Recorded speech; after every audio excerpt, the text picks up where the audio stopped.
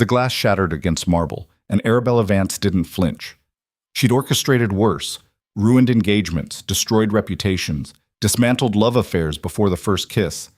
Tonight was supposed to be simple, another overeager suitor, another quiet elimination. But the man watching her from across the ballroom wasn't supposed to see her. No one ever did. That was the point. That was survival. Yet Duke Harrington's gaze held steady, cold and precise as a scalpel, cutting through every layer of pretense she'd spent years building. And when his lips curved, not a smile, something sharper, Arabella knew with absolute certainty that her invisible life was over. Stay with me. This story goes places you won't expect. Drop a comment with your city. I want to see how far this one travels. The Ashford ballroom glittered like a lie. Crystal chandeliers refracted light across silk gowns and polished boots, turning 300 guests into a kaleidoscope of wealth and performance. Laughter echoed off vaulted ceilings, the kind that sounded expensive, rehearsed. Arabella stood near a marble column, champagne flute in hand, untouched. She never drank on assignment. Miss Vance. Lady Ashford appeared at her elbow, voice low and sharp. He's by the terrace doors, blue waistcoat, talking to the Bellamy boy. Arabella followed the direction without moving her head. Found him immediately.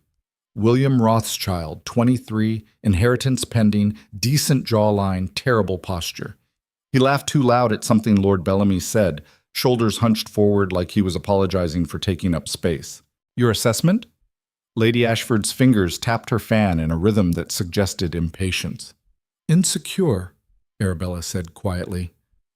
Desperate for validation. He'll propose within 3 weeks if given encouragement. And my daughter? Finds him tolerable, which means she'll say yes out of boredom. Lady Ashford's jaw tightened. Unacceptable. His father gambles. The estate's mortgaged twice over. I'm aware. Then handle it. Arabella set down her champagne.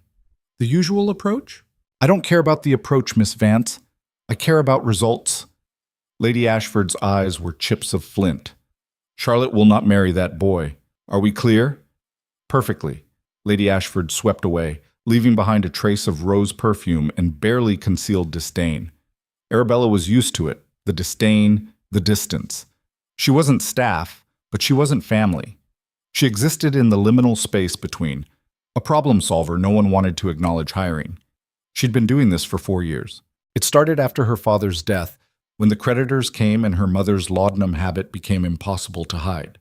Arabella was 19, alone, and possessed exactly 2 valuable skills. She could read people, and she could disappear. Lady Ashford had noticed the first, hired her for the second. Make yourself useful, she'd said. Keep unsuitable men away from Charlotte, quietly. Quietly meant no scandals, no public confrontations, no traceable damage. Just gentle sabotage. A well-placed rumor, an intercepted letter, a strategic introduction to someone more appealing. Arabella had become excellent at it. Invisible architecture, reshaping romantic landscapes without leaving fingerprints.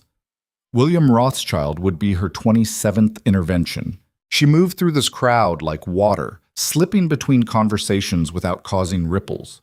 Near the terrace, she positioned herself beside a potted fern, close enough to observe but angled away, apparently fascinated by the garden beyond the glass.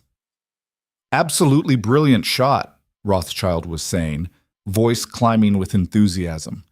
Took the stag at 200 yards, can you imagine? Lord Pembroke said he'd never seen... He was trying too hard. Bellamy looked bored. Arabella catalogued details, new boots, poorly fitted, cufflinks that didn't match, the way his gaze kept darting toward Charlotte Ashford across the room, hungry and obvious. He was already half in love with the idea of her. The title, the fortune, the validation of being chosen. It would almost be cruel what Arabella was about to do. Almost. She waited until Bellamy excused himself, then let her reticule slip from her fingers. It hit the floor with a soft thud, scattering a few coins. Oh, forgive me, she murmured, crouching. Allow me. Rothschild was there instantly, gathering coins with eager politeness. Up close, his cologne was overpowering. Clumsy of me, standing so near. Not at all. How kind. Arabella accepted the reticule, let her fingers brush his. Brief contact, nothing scandalous, just enough to register. I'm afraid I don't know many people here. William Rothschild. He straightened too quickly, almost hit his head on the fern. At your service.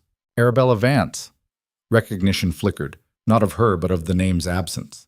No title, no obvious wealth. His smile dimmed slightly, polite but cooler. Are you acquainted with the Ashfords? Lady Ashford has been generous in her patronage. It wasn't a lie. The truth was just more complicated. And you? Oh, well, I've known Charlotte, Miss Ashford, since we were children. Family friends, you understand. Except Lady Ashford had never mentioned him before 3 weeks ago, which meant the friendship was aspirational. Arabella filed that away. How lovely, she said. Childhood connections are so rare these days. Aren't they? He leaned in, emboldened. Most people only care about advantage, about strategy. But Charlotte and I, we have history, real affection. Real desperation, Arabella thought, but she smiled. That must be refreshing. It is. Genuinely. His expression turned earnest, almost painful. I know what people think, that I'm chasing her fortune, her family name. But I'd want her if she had nothing, if she were just herself. Something twinged in Arabella's chest. She ignored it. That's quite romantic, she said, and meant it to sound encouraging. It came out flat. Rothschild didn't notice. He was staring past her shoulder toward Charlotte, who stood near the orchestra in a pale green gown that cost more than Arabella's annual salary. Charlotte laughed at something her companion said, tossed her blonde curls. She's perfect, Rothschild breathed. She's 19 and bored, Arabella thought. And you're a fantasy she'll outgrow in 6 months. But Lady Ashford wasn't paying Arabella to be honest. She was paying her to be effective. I should let you return to your friends, Arabella said, stepping back. It was lovely. Wait. Rothschild caught her wrist. Gentle, but sudden enough that her pulse kicked. Forgive me, that was presumptuous. It's just, you seem like someone who understands things. People. Arabella's throat tightened. I'm not sure what you mean. Just, he released her, ran a hand through his hair. Do you think she could ever... Someone like me, could she? He trailed off, but the question hung between them, naked and desperate. Arabella should have lied, should have offered bland encouragement, kept him hopeful and distracted while she worked behind the scenes. Instead, something honest and cruel slipped out. I think you love an idea more than a person. Rothschild flinched. I think, Arabella continued, voice soft and ruthless, that you want to be chosen because it would prove something about your worth, your value. But she can't give you that. No one can. His face drained of color. You don't... I'm sorry. And she was, distantly. I shouldn't have said that. She turned away before he could respond, before she could see the damage land fully.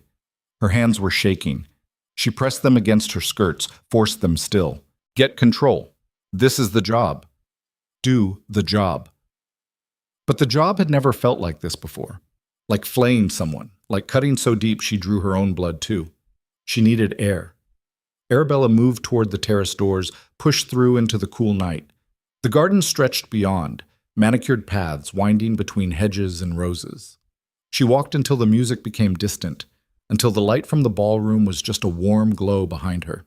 Then she stopped, pressed her palms against a stone balustrade, and let herself breathe. 4 years of this. 4 years of dismantling romances, destroying possibilities, making herself useful in the smallest, most invisible ways. Her mother's medication cost £30 a month. Their rooms, another 20. Food, coal, the endless small necessities of survival. It all required money Arabella didn't have and couldn't earn any other way. She was good at this work, efficient, reliable. She also hated it. Effective performance. Arabella spun. A man stood 10 feet away, half in shadow. Tall, dark-haired, formal black attire that suggested wealth without announcing it. She hadn't heard him approach, hadn't sensed him at all, which should have been impossible. Arabella always knew when she was being watched. I beg your pardon? Her voice came out steady. Training. He stepped forward into the lantern light, and Arabella's breath caught. She knew this face. Everyone did. Duke Harrington. 31 years old, inherited at 19, tripled his family's fortune by 25 through investments no one quite understood. He was called brilliant, ruthless, and most frequently, cold. The kind of cold that didn't feel like absence, but presence, ice as a weapon. Your work with young Rothschild, the Duke said, tone conversational. Surgical, almost elegant. Arabella's mind raced. He'd been watching, listening, which meant, I don't know what you mean, Your Grace. Don't you? He tilted his head, studying her like she was a puzzle with pieces missing. You identified his weakness, isolated him emotionally, then delivered a truth precise enough to destabilize without creating a scene. It's the kind of strategy most people couldn't execute if they tried. Her pulse hammered. You're mistaken. Am I? He moved closer, not threatening, just focused. Miss Arabella Vance. No family title, no independent fortune. Employed by Lady Ashford in an undefined capacity for 4 years. You attend these events regularly, but never dance, never draw attention. You speak to specific people at specific times, and within weeks, engagements dissolve, courtships end, promising matches collapse. Ice slid down Arabella's spine. That's a pattern, the Duke finished. One I've been observing for 6 months. 6 months? He'd been watching her for 6 months, and she hadn't known, hadn't felt it. Every instinct she'd honed, every skill she'd developed to stay invisible, useless against him. Why? The word escaped before she could stop it. Duke Harrington's expression didn't change. Because you're interesting. I'm employed. You're wasted. He said it flatly, like a diagnosis. Your intelligence is being used to protect mediocrity. Lady Ashford's daughter is perfectly capable of making her own mistakes, yet you spend your time preventing them. Why? That's none of your concern. No, he agreed. But it's wasteful nonetheless. Arabella's hands curled into fists. You don't know anything about me. I know you're afraid. The words hit like a slap. I know, the Duke continued, voice level and merciless, that you hide because survival requires it. That you've built an entire life around being overlooked, because being seen means being vulnerable. That you're brilliant at reading people, but terrible at letting them read you. Stop. I know you hated what you said to Rothschild just now, even though it was true, and I know... He paused, something shifting in his expression, almost like curiosity.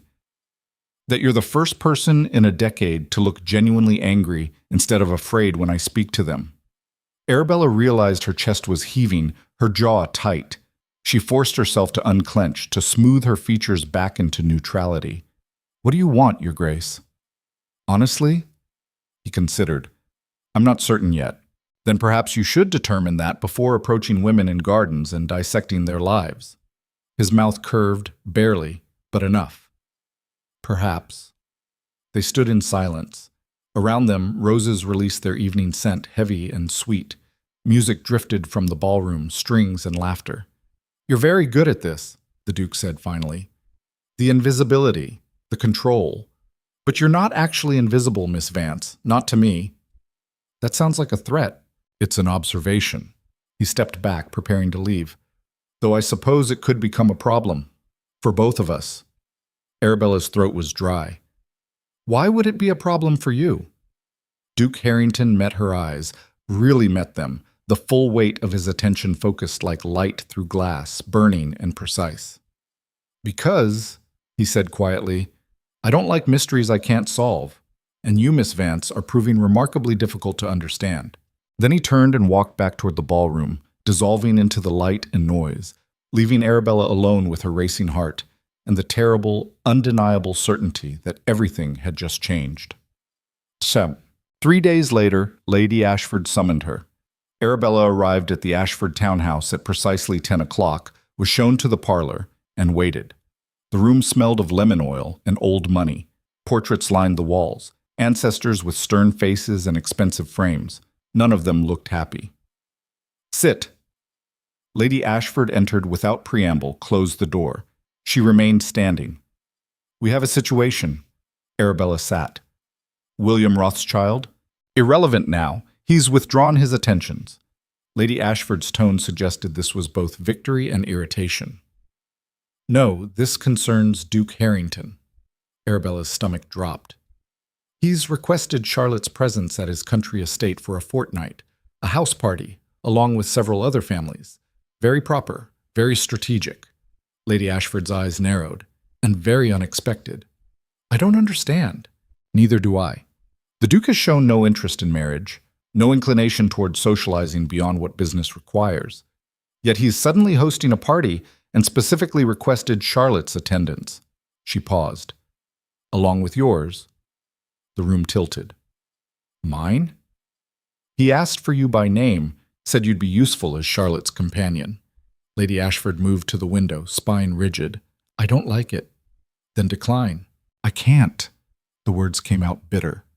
Refusing Duke Harrington isn't done.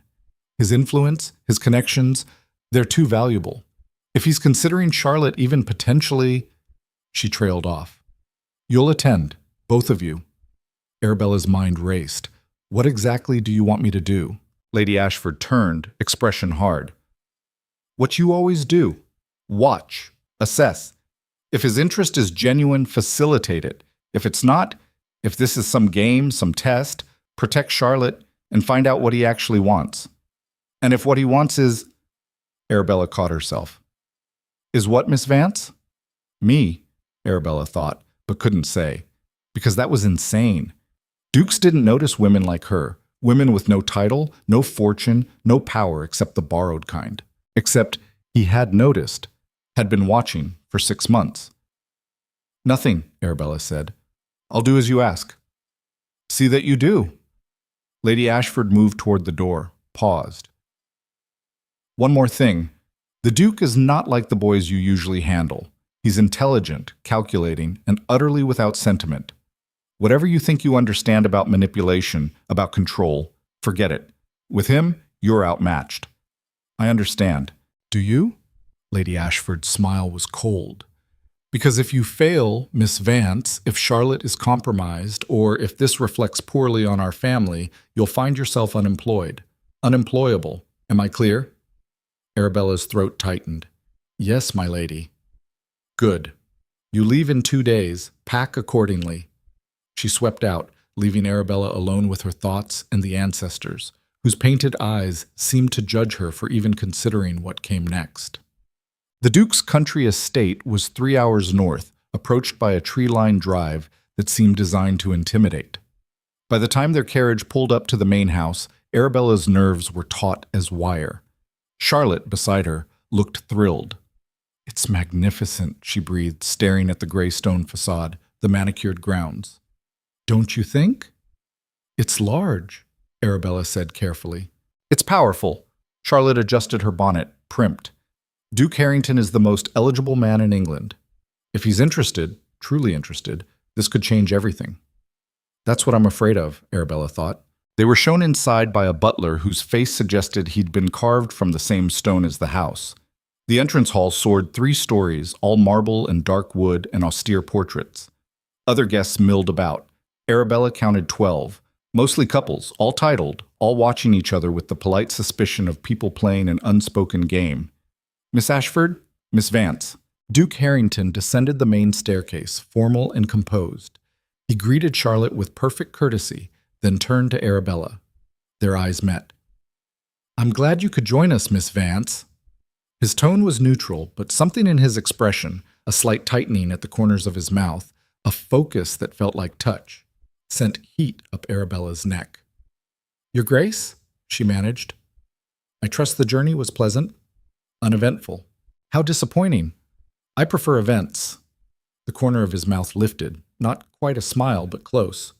Mrs. Pemberton will show you to your rooms. Dinner is at 8.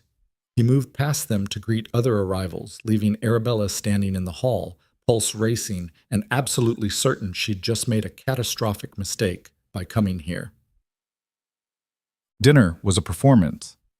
16 guests at a table set with silver that caught candlelight like captured stars. Conversation flowed in practiced waves. Politics, weather, the season's eligible young women.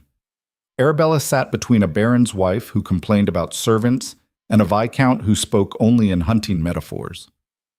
Charlotte, seated closer to the Duke, was radiant. Arabella watched her laugh at something Duke Harrington said, touch his arm lightly. Watched him respond with careful politeness, nothing more. Watched the other guests notice, calculate, adjust their strategies accordingly. This was why he'd invited them. Not romance. Chess. You look pensive, Miss Vance. Arabella turned. The Duke had somehow moved seats during a course change, now sat directly across from her. When had that happened? Just observing, Your Grace. And what do you observe? She shouldn't answer honestly, should deflect, dissemble, protect herself. Instead, she met his eyes and said, that you're testing something. What? I haven't determined yet. His expression didn't change, but something flickered in his gaze, surprise maybe, or appreciation. Perceptive, he said quietly. Necessary. Is it? He leaned forward slightly, voice dropping below the surrounding conversation. In my experience, most people prefer comfortable ignorance to uncomfortable truth. Most people have the luxury of choice. And you don't? Arabella's jaw tightened. No. Silence stretched between them, charged, dangerous.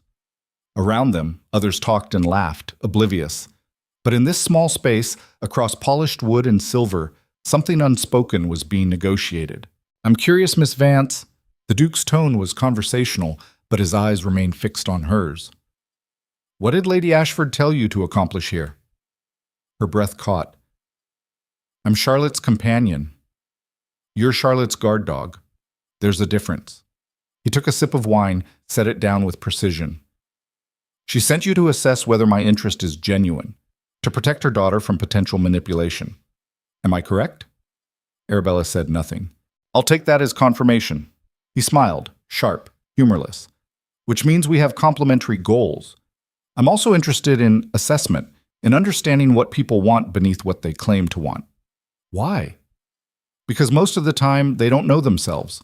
They chase status, security, validation, and call it love, ambition, duty. His gaze intensified. But occasionally you meet someone who actually understands their own motivations. Someone honest about the game they're playing. And you think I'm that person?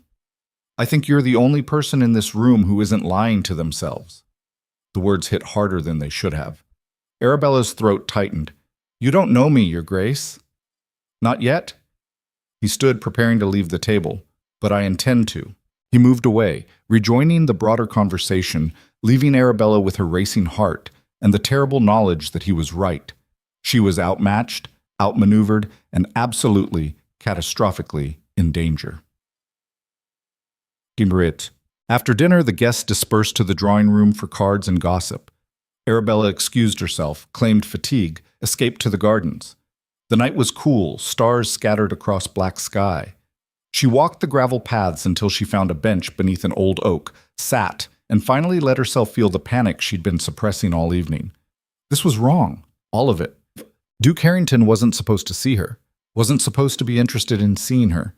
She was the invisible one, the strategist, the woman who solved problems by never becoming one herself. But he'd stripped that away in a single conversation, looked past every defense, and now, you're predictable when you're upset. Arabella shot to her feet. Duke Harrington stood a few yards away, hands in pockets, expression unreadable in the darkness. You followed me? Her voice came out sharper than intended. You fled. I'm curious by nature. I didn't flee.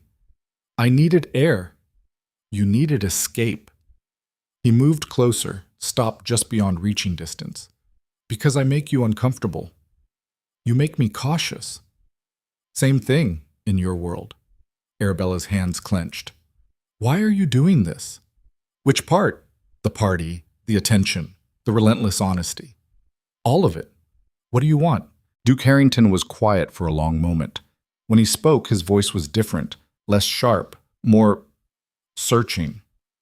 4 years ago, I inherited a dukedom and a fortune. Within 6 months, I had 53 marriage proposals. Within a year, 200. Not one of those women knew anything about me beyond my title and wealth. Not one asked what I actually wanted, who I actually was. He paused, looked up at the stars. So I stopped engaging, stopped pretending the game mattered. I built walls, cultivated reputation, became the cold, calculating duke everyone expected. His gaze returned to her.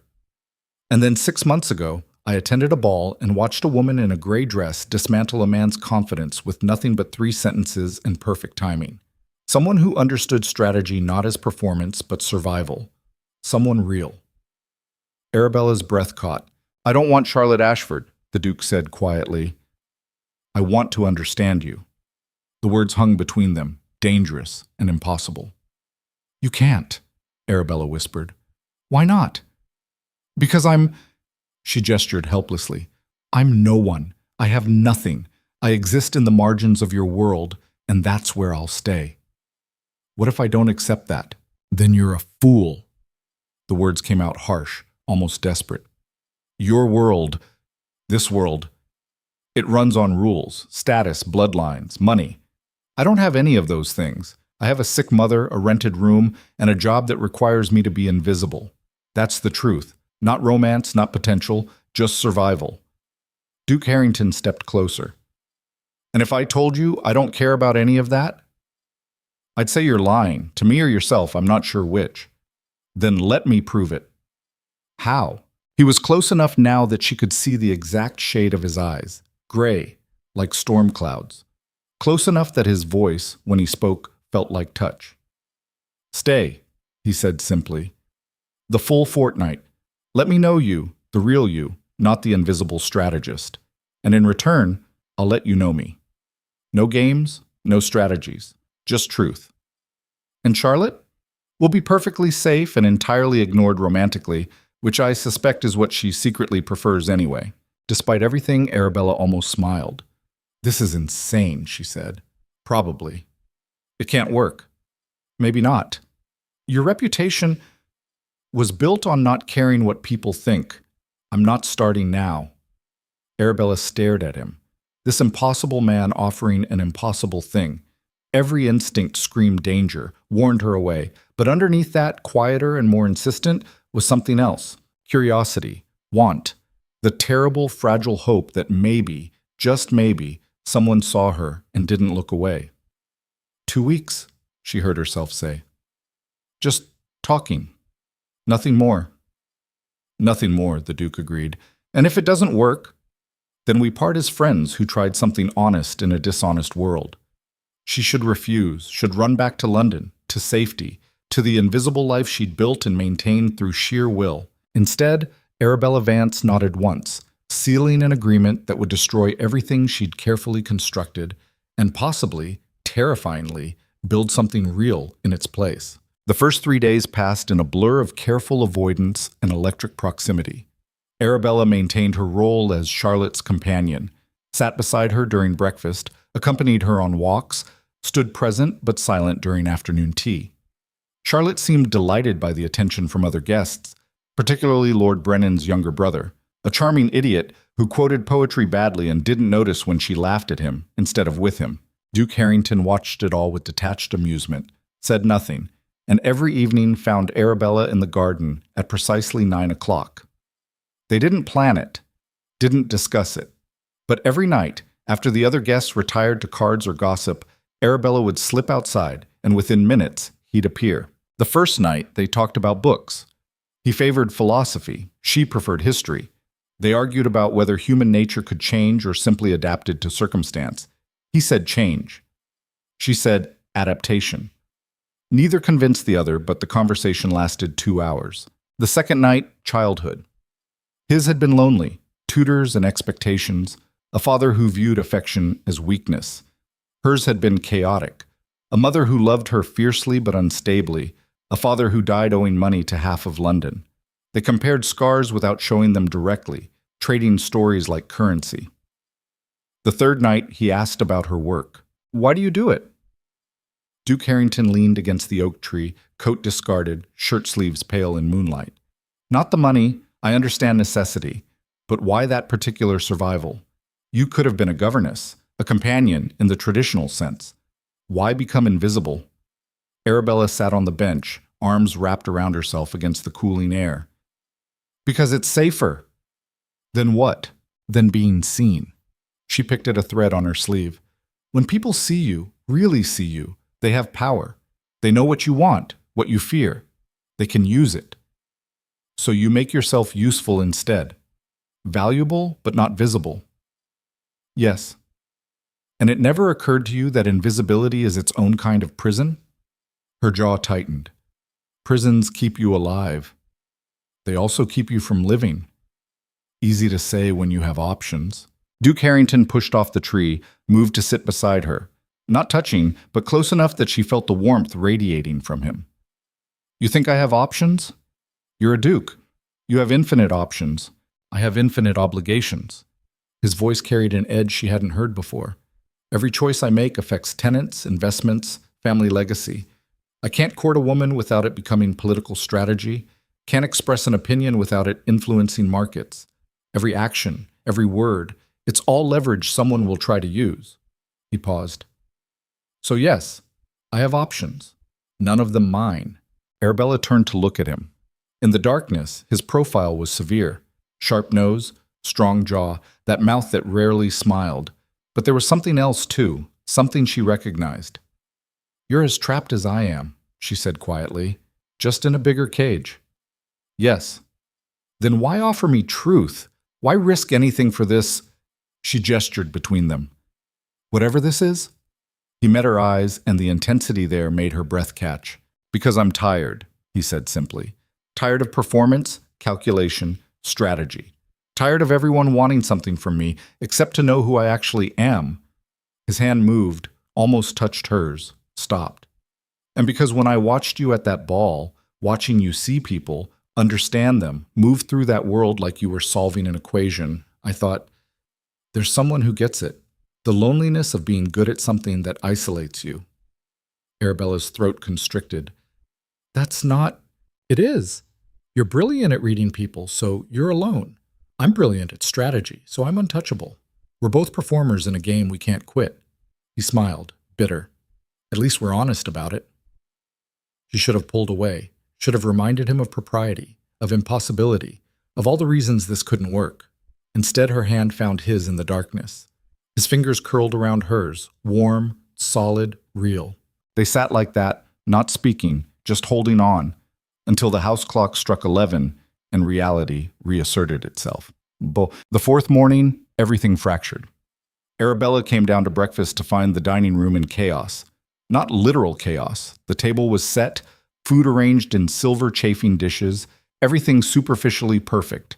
But the guests clustered in tight groups, voices low and urgent, and Charlotte stood by the window looking pale. What happened? Arabella moved to her side. Lord Pemberton received word from London. Charlotte's hands twisted her napkin into knots. There's been a scandal. Lady Marcus was found in a compromising position with her husband's business partner. It's everywhere. The papers, the clubs. She's ruined. That's unfortunate, but she was at last month's assembly. Mother introduced us. Charlotte's voice climbed. If people connect us, if they think we're associated, they won't. Arabella kept her tone firm. You barely spoke to her. There's no real connection. Except Duke Harrington. Arabella went still. What? The business partner. Charlotte lowered her voice. The man she was caught with, he manages investments for the Duke. Everyone's saying Duke Harrington must have known, must have been involved somehow. Ice flooded Arabella's veins. That's ridiculous. Is it? He's brilliant at reading people, at understanding motivations. How could he not know? Charlotte's eyes were wide, frightened. And if he did know, if he's the kind of man who enables that sort of behavior, what are we doing here? Before Arabella could answer, Duke Harrington entered the dining room. Conversation stopped. He surveyed the room with that cold, assessing gaze, registered the tension, and said nothing. Simply moved to the sideboard, served himself breakfast with methodical precision, and sat at the head of the table. The silence was suffocating. Finally, Lord Brennan cleared his throat. Your Grace, perhaps you've heard the unfortunate news from London? I've heard gossip. Duke Harrington cut into his eggs. I don't typically give it credence. But surely, given Mr. Whitmore's position with your investments, Mr. Whitmore manages a portfolio. What he does in his personal life is his concern, not mine. Even when it reflects on your judgment? The question came from Lady Winters, a woman whose smile never reached her eyes. Some might say a man's character shows in his associations.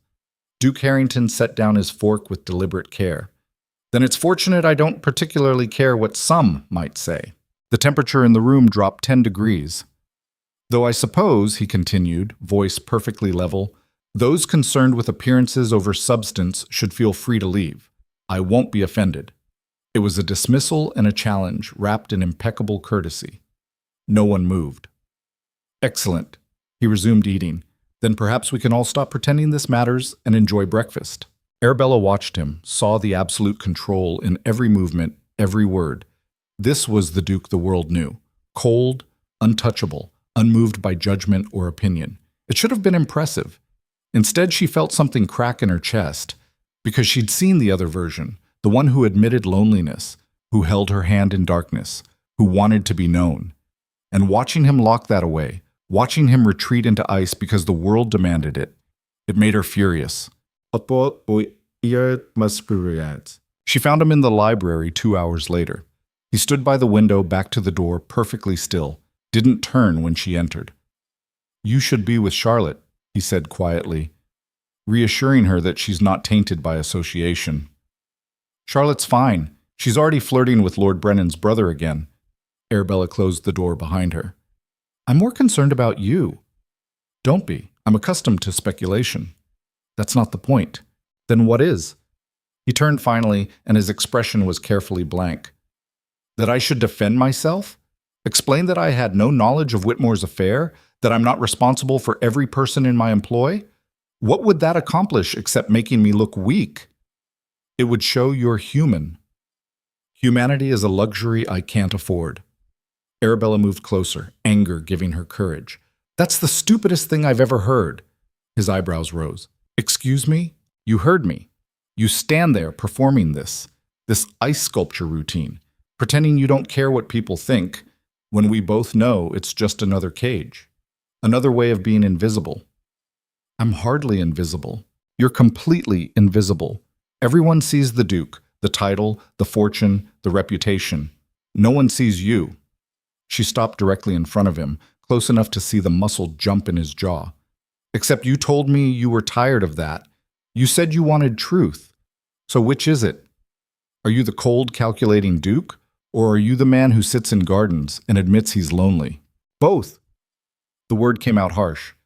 I'm both, and neither version gets to exist fully, so I choose the one that protects me. From what? From this. He gestured sharply between them. From caring what someone thinks. He stopped, jaw clenched. From me? Arabella finished quietly. The silence stretched, taut and dangerous. Yes, Duke Harrington said finally, from you. The admission hung between them like smoke. Because, he continued, voice rough, if I let myself care, if I let this be real, then I have something to lose. And I'm very good at strategy, Miss Vance, but I'm terrible at loss. Arabella's hands were shaking. She pressed them against her skirts. So what are we doing? Is this real or not? I don't know. That's not good enough. It's all I have. Then it's not enough. The words came out sharper than intended. I didn't come here to watch you perform control. I came because you asked me to let you know me, but that requires you to be knowable, and right now you're just walls. His expression splintered, something raw breaking through the control. What do you want from me? Honesty. Real honesty, not this half-truth performance. I'm giving you all I can. No, you're giving me what's safe. Arabella stepped closer, close enough to see the exact shade of his eyes, the tension in his shoulders. You said you wanted to understand me. Well, I want to understand you. Not the Duke everyone expects, but the person underneath.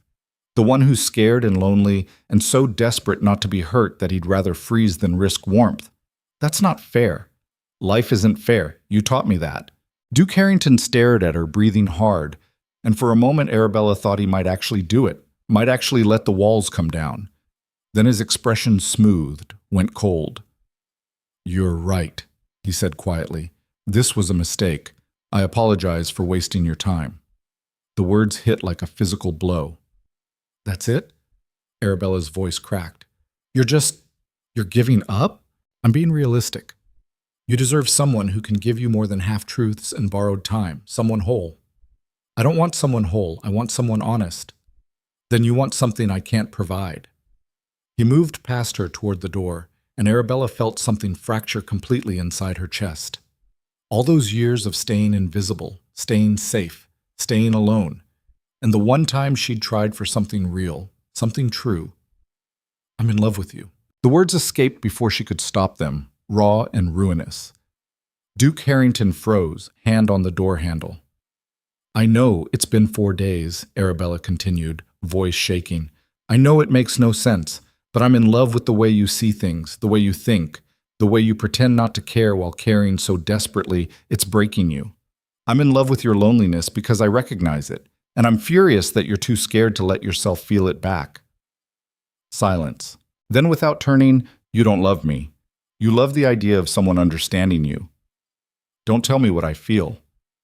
Then don't ask me to be someone I'm not. I'm not. I'm asking you to be exactly who you are. Scared, lonely, desperate for connection, but terrified to reach for it.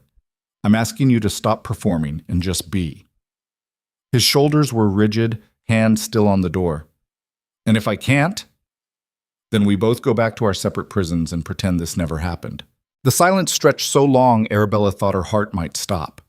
Then Duke Harrington turned, slowly, and his expression was completely unguarded, raw and desperate, and so vulnerable it hurt to witness. I don't know how, he said quietly. I've spent so long building walls, I don't remember what it's like without them. Arabella crossed the space between them, took his face in her hands. Then learn, with me. For one suspended moment they stood like that, her hands on his face, his eyes searching hers, the entire world narrowed to this single point of contact. Then he kissed her. It wasn't gentle or practiced or controlled, it was desperate, clumsy.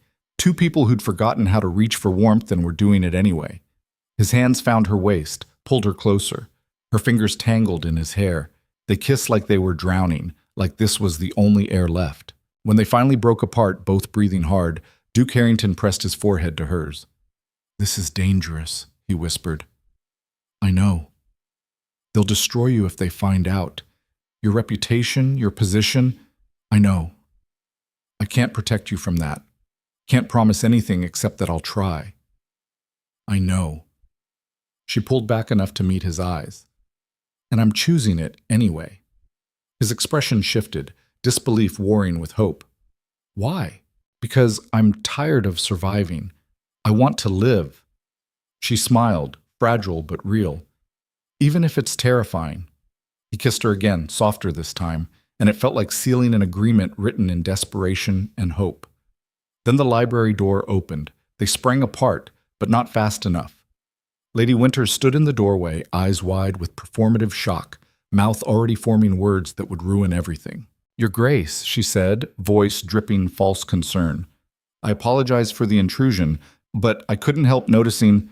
Her gaze slid to Arabella, cold and calculating.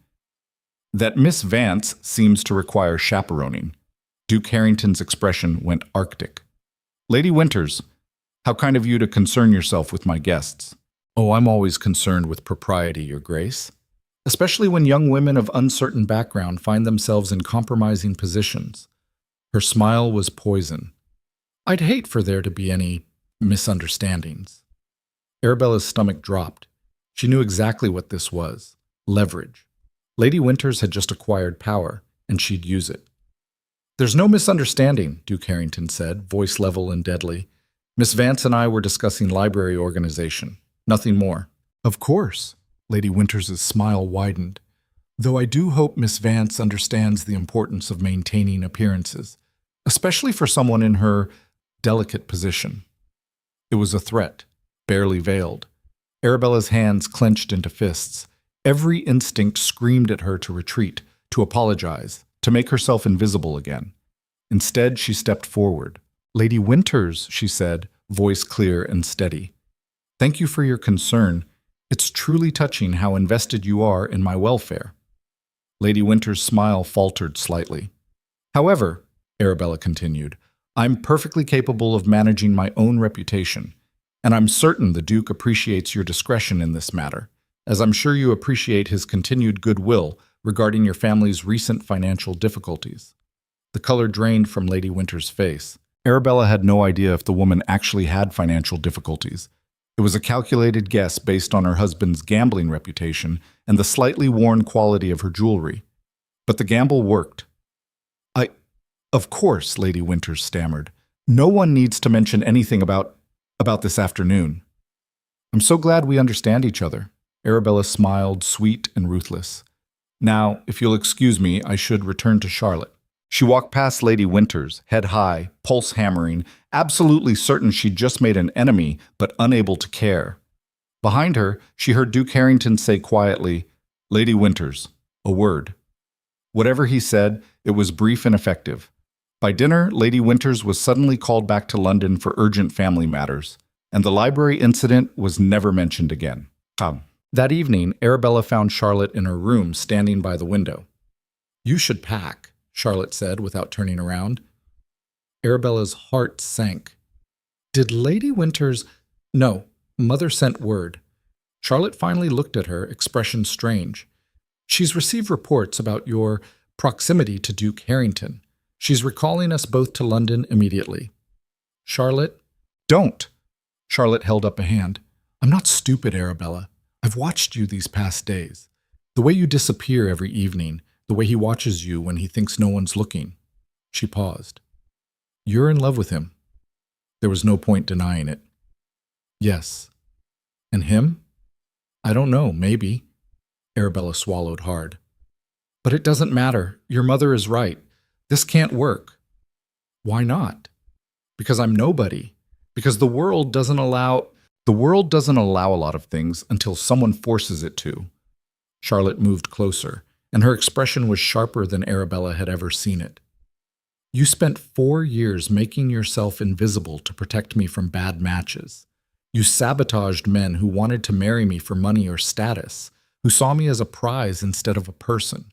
You did that because my mother paid you, yes, but also because you understood what it felt like to be powerless." Arabella's throat tightened. "So here's what I think," Charlotte continued. "I think you've been so busy protecting everyone else that you forgot you deserve protection too. Deserve happiness. And if Duke Harrington makes you happy, if he sees you, really sees you, then why shouldn't you reach for that?" "Because it will destroy me. My position, my mother's security. Or it will save you." Charlotte gripped her hands. "Either way, don't you deserve to find out?"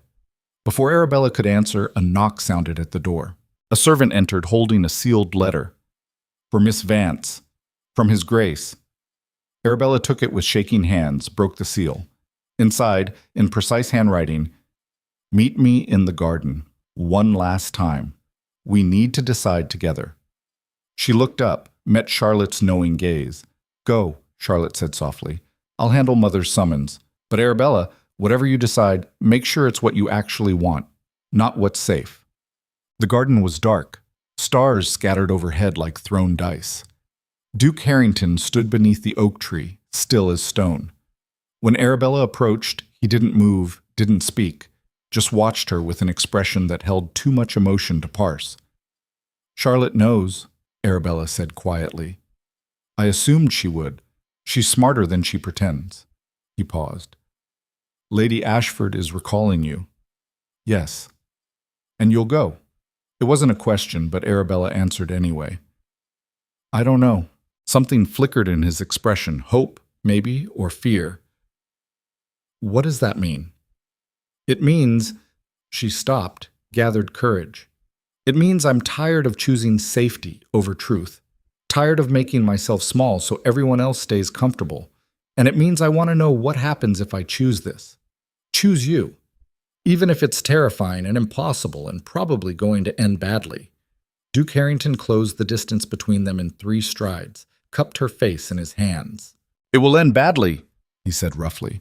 "Society will crucify you. Lady Ashford will destroy your reputation. You'll lose everything you've built." "I know. Your mother's security, I'll find another way. I'm good at survival, remember?" His thumb traced her cheekbone, achingly gentle. "You deserve better than survival." "Then give me better. Give me truth and partnership and someone who sees me. Her hands covered his. Give me you, broken walls and all. For a moment he just looked at her, really looked, the way he had that first night in the garden when he'd said she was interesting. Then he made a decision. Marry me. The words dropped into silence like stones into water, sending ripples through everything. Arabella's breath stopped. What? Marry me, Duke Harrington repeated, voice steady and sure. Not eventually, not someday. Now. Tomorrow. Before Lady Ashford can recall you, before society can interfere, before either of us loses courage. That's insane. Yes. It'll cause a scandal. Undoubtedly. Everyone will say you're mad, that I trapped you, that I don't care. His hands tightened on her face. I've spent 12 years caring what people think, building walls, playing the game, and I'm done. If the cost of having something real is scandal, then let them talk. If the cost is judgment, let them judge. I want you, Arabella, not the invisible strategist, not the perfect companion. You. Scared and brilliant and so desperate for connection, you're willing to risk everything. Arabella's vision blurred. You barely know me. I know enough. I know you see people with devastating clarity. I know you're loyal to the point of self-destruction. I know you hide when you're overwhelmed and fight when you're cornered. I know you take your tea black and hate small talk and can dismantle a man's confidence in 3 sentences. He smiled, fragile and real. And I know that when you hold my hand in the dark, I feel less alone than I have in a decade. That's enough. It's not practical. Nothing about this is practical, but it's true. Arabella stared at him, this impossible man offering an impossible thing. Every rational part of her screamed to refuse, to protect herself, to choose safety. But safety had kept her invisible for 4 years. Safety had kept her lonely. Yes, she whispered. His expression cracked wide open, disbelief and joy and terror all at once. Yes, yes, I'll marry you. Tomorrow or tonight or whenever you want, before I lose my nerve or remember all the reasons this can't work. He kissed her then, deep and desperate and full of promise, and Arabella kissed him back with everything she had. When they finally broke apart, both shaking, Duke Harrington pressed his forehead to hers. This is going to be a disaster, he said. Probably. Society will hate us. Definitely. But we'll face it together. Together, Arabella agreed. They stood like that, holding each other in the darkness, while overhead the stars watched and the world waited, unknowing, for the scandal about to shatter its carefully ordered hierarchy. Inside the house, Charlotte watched from her window, smiled, and started composing the letter to her mother that would change everything. The letter reached Lady Ashford at breakfast. Charlotte had written it carefully, 3 pages of precise script explaining that Duke Harrington had proposed to Arabella Vance, that the engagement was genuine, and that any attempt to interfere would result in Charlotte publicly supporting the match, regardless of social consequences. She'd sealed it with wax, handed it to a footman, and gone to bed feeling like she'd lit a fuse on a bomb she couldn't defuse. She was right. Lady Ashford arrived at the estate 36 hours later in a carriage that looked like it had traveled through hell. She didn't knock, didn't wait to be announced, just swept into the morning room where Arabella and Duke Harrington were having tea, followed by 2 servants and a lawyer whose expression suggested he'd rather be anywhere else. Out! Lady Ashford snapped at the Duke's staff. They fled. Duke Harrington stood slowly, set down his cup with deliberate calm. Lady Ashford, what an unexpected pleasure. Spare me the civility, Your Grace. Her eyes were ice chips. I'm here to collect my employee and salvage what's left of this catastrophe before it destroys both our families. Miss Vance is no longer your employee. His voice stayed level, but something dangerous edged into it. She's my fiancée. She's a manipulative opportunist who's taken advantage of a moment of weakness. Lady Ashford turned to Arabella, who'd gone absolutely still in her chair. I don't know what game you're playing, Miss Vance, but it ends now. Gather your things. We're leaving within the hour. Arabella's hands were shaking in her lap. She pressed them flat against her thighs, forced them steady. No. I beg your pardon? I said no. Arabella stood, met Lady Ashford's gaze directly. I'm staying. The engagement is real, and I'm not going anywhere. Lady Ashford's laugh was sharp and humorless. You actually believe he'll marry you? A woman with no family, no fortune, no breeding? He's using you, you stupid girl. For entertainment, for rebellion. I don't know, and I don't care. But the moment this becomes inconvenient, the moment society pushes back, he'll discard you like yesterday's gossip. That's enough. Duke Harrington moved to stand beside Arabella, close enough that their shoulders nearly touched. Miss Vance and I are engaged. The banns will be posted tomorrow. We'll marry within the month. Over my dead body. That can be arranged. The room went silent.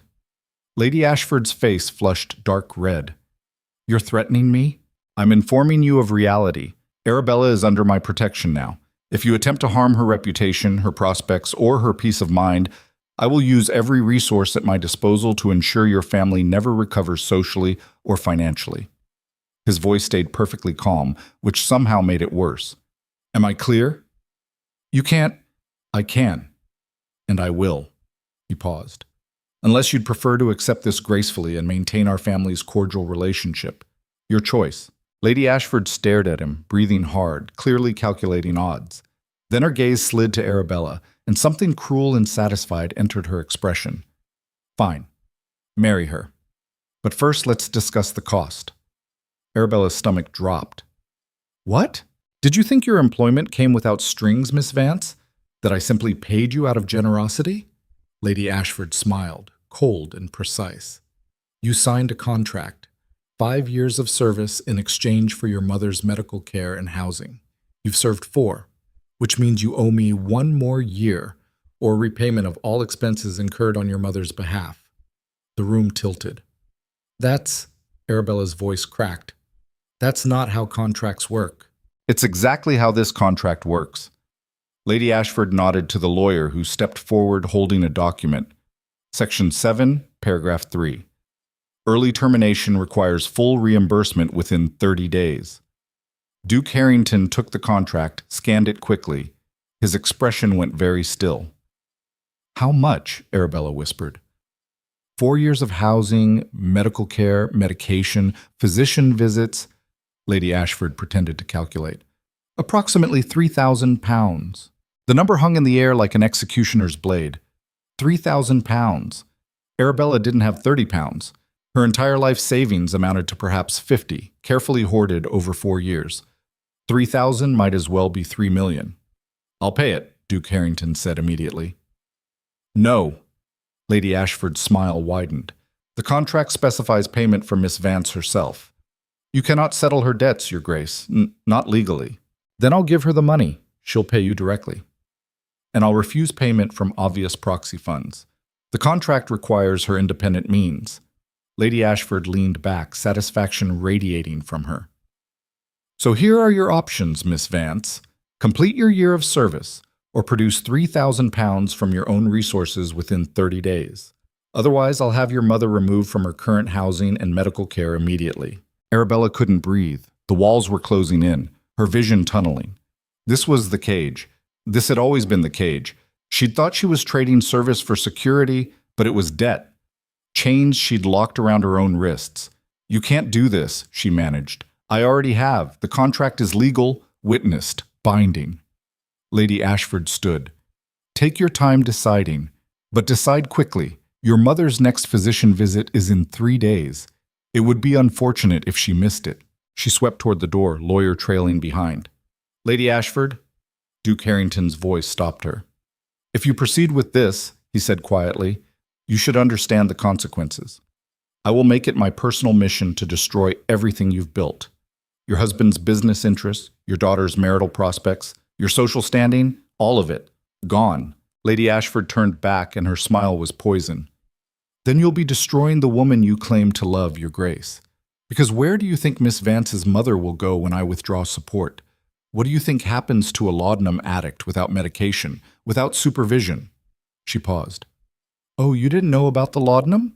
How interesting. Perhaps you don't know your fiancé as well as you think. The door closed behind her with a soft click that sounded like a cell locking. Arabella stood frozen, unable to look at Duke Harrington, unable to think past the roaring in her ears. Arabella? Don't. The word came out broken. Just don't. She walked out of the room on legs that felt like water, down the hallway, up the stairs to her bedroom, locked the door, pressed her back against it, and slid down to the floor. £3,000. Her mother's life. 1 year of service. The engagement. All of it impossible. All of it crushing. All of it her own stupid fault for believing, even for a moment, that she could have something real. A knock at the door. "Arabella, please." Duke Harrington's voice muffled through wood. "Go away," she said. "Not until we talk about this." "There's nothing to talk about. She won. I lose. End of story." "That's not—" A pause. "Open the door." "No." "Then I'll pick the lock." Despite everything, Arabella almost laughed. "You don't know how to pick locks." "I'll learn, or break it down.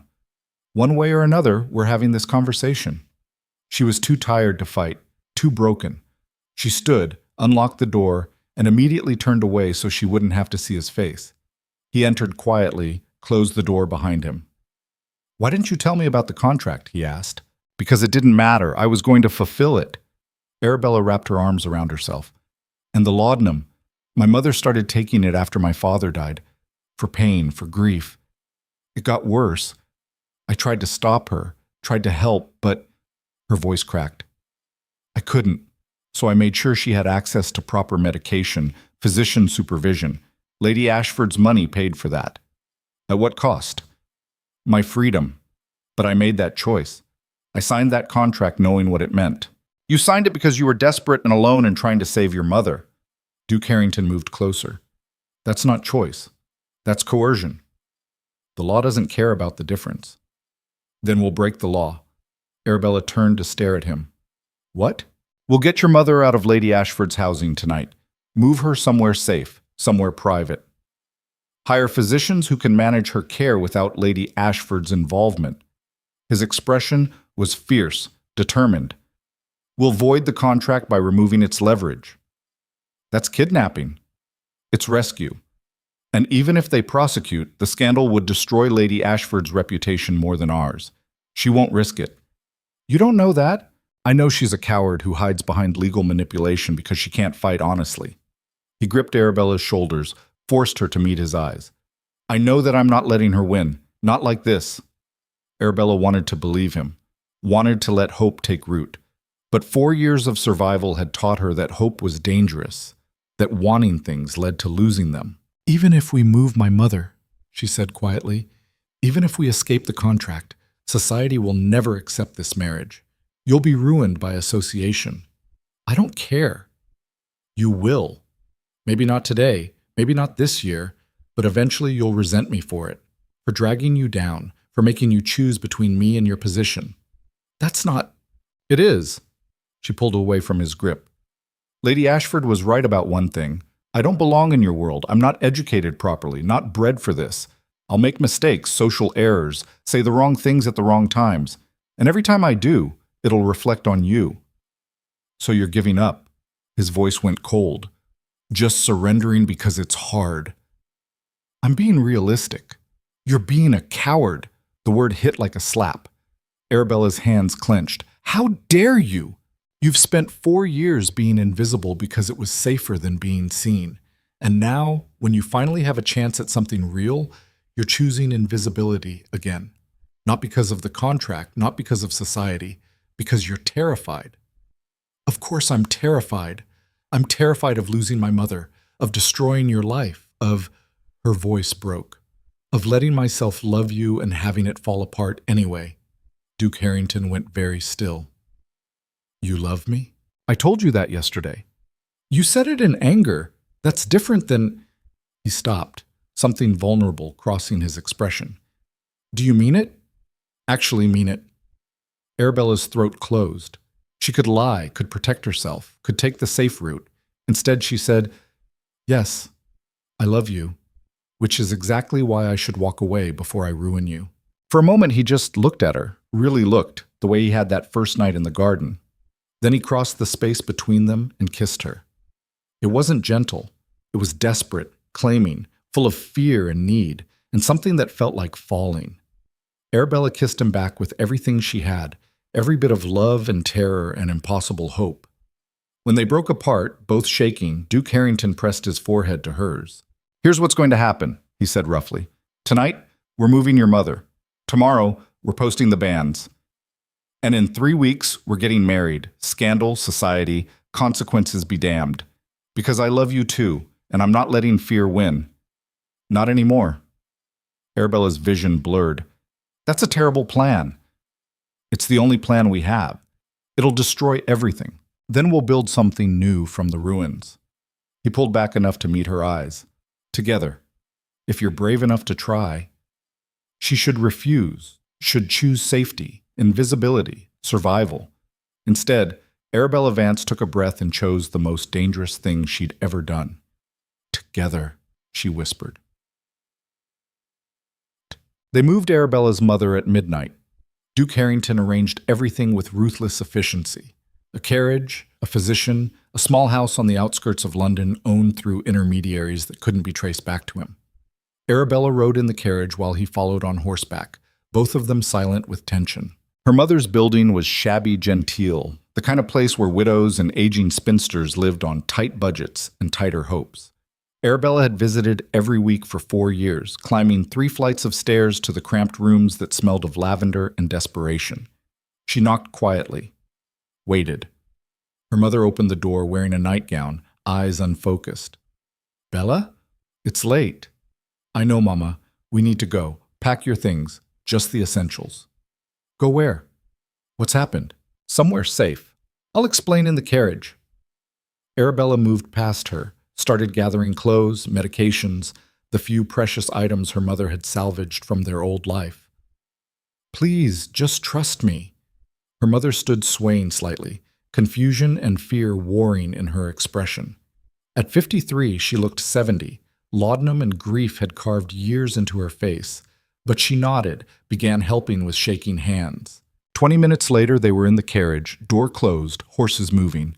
Her mother clutched Arabella's hand. "What have you done?" "Something stupid or brave, I'm not sure which yet. That boy I saw outside, the one on the horse, Duke Harrington." Arabella swallowed. "We're engaged." Her mother's eyes went wide. That's not possible." "It's happening anyway." "But Lady Ashford, the contract." "I'm breaking it. Or he is. We are." Arabella gripped her mother's hand tighter. "I know this is frightening. I know it's sudden. But I need you to trust me. Can you do that?" Her mother stared at her for a long moment, lucid in a way she rarely was anymore. Then she touched Arabella's cheek with trembling fingers. "My brave girl," she whispered, "always trying to save everyone." "I'm trying to save us." "By marrying a duke you barely know? By choosing something real for once in my life?" Arabella's voice cracked. "Even if it's terrifying." Her mother smiled, sad and knowing. "Love always is." They rode in silence after that, through dark streets and darker countryside, until they reached the house Duke Harrington had secured. It was small but well-maintained, with a garden and actual sunlight. A physician waited inside, middle-aged, kind-faced, introduced as Dr. Matthews. "I'll manage your mother's care personally," he told Arabella. "Gradual reduction of laudanum, proper pain management, supervision. She'll be safe here." "And Lady Ashford?" "Has no legal claim. Your mother is an adult choosing her own residence. Nothing more." It should have felt like victory. Instead, Arabella felt the weight of what she'd just done settling into her bones. She'd broken a contract, stolen a patient, thrown herself completely into Duke Harrington's protection with no guarantee of anything except that Lady Ashford would retaliate with everything she had. As if reading her thoughts, Duke Harrington appeared at her elbow. "We should go. Dawn's coming." Arabella nodded, hugged her mother tight.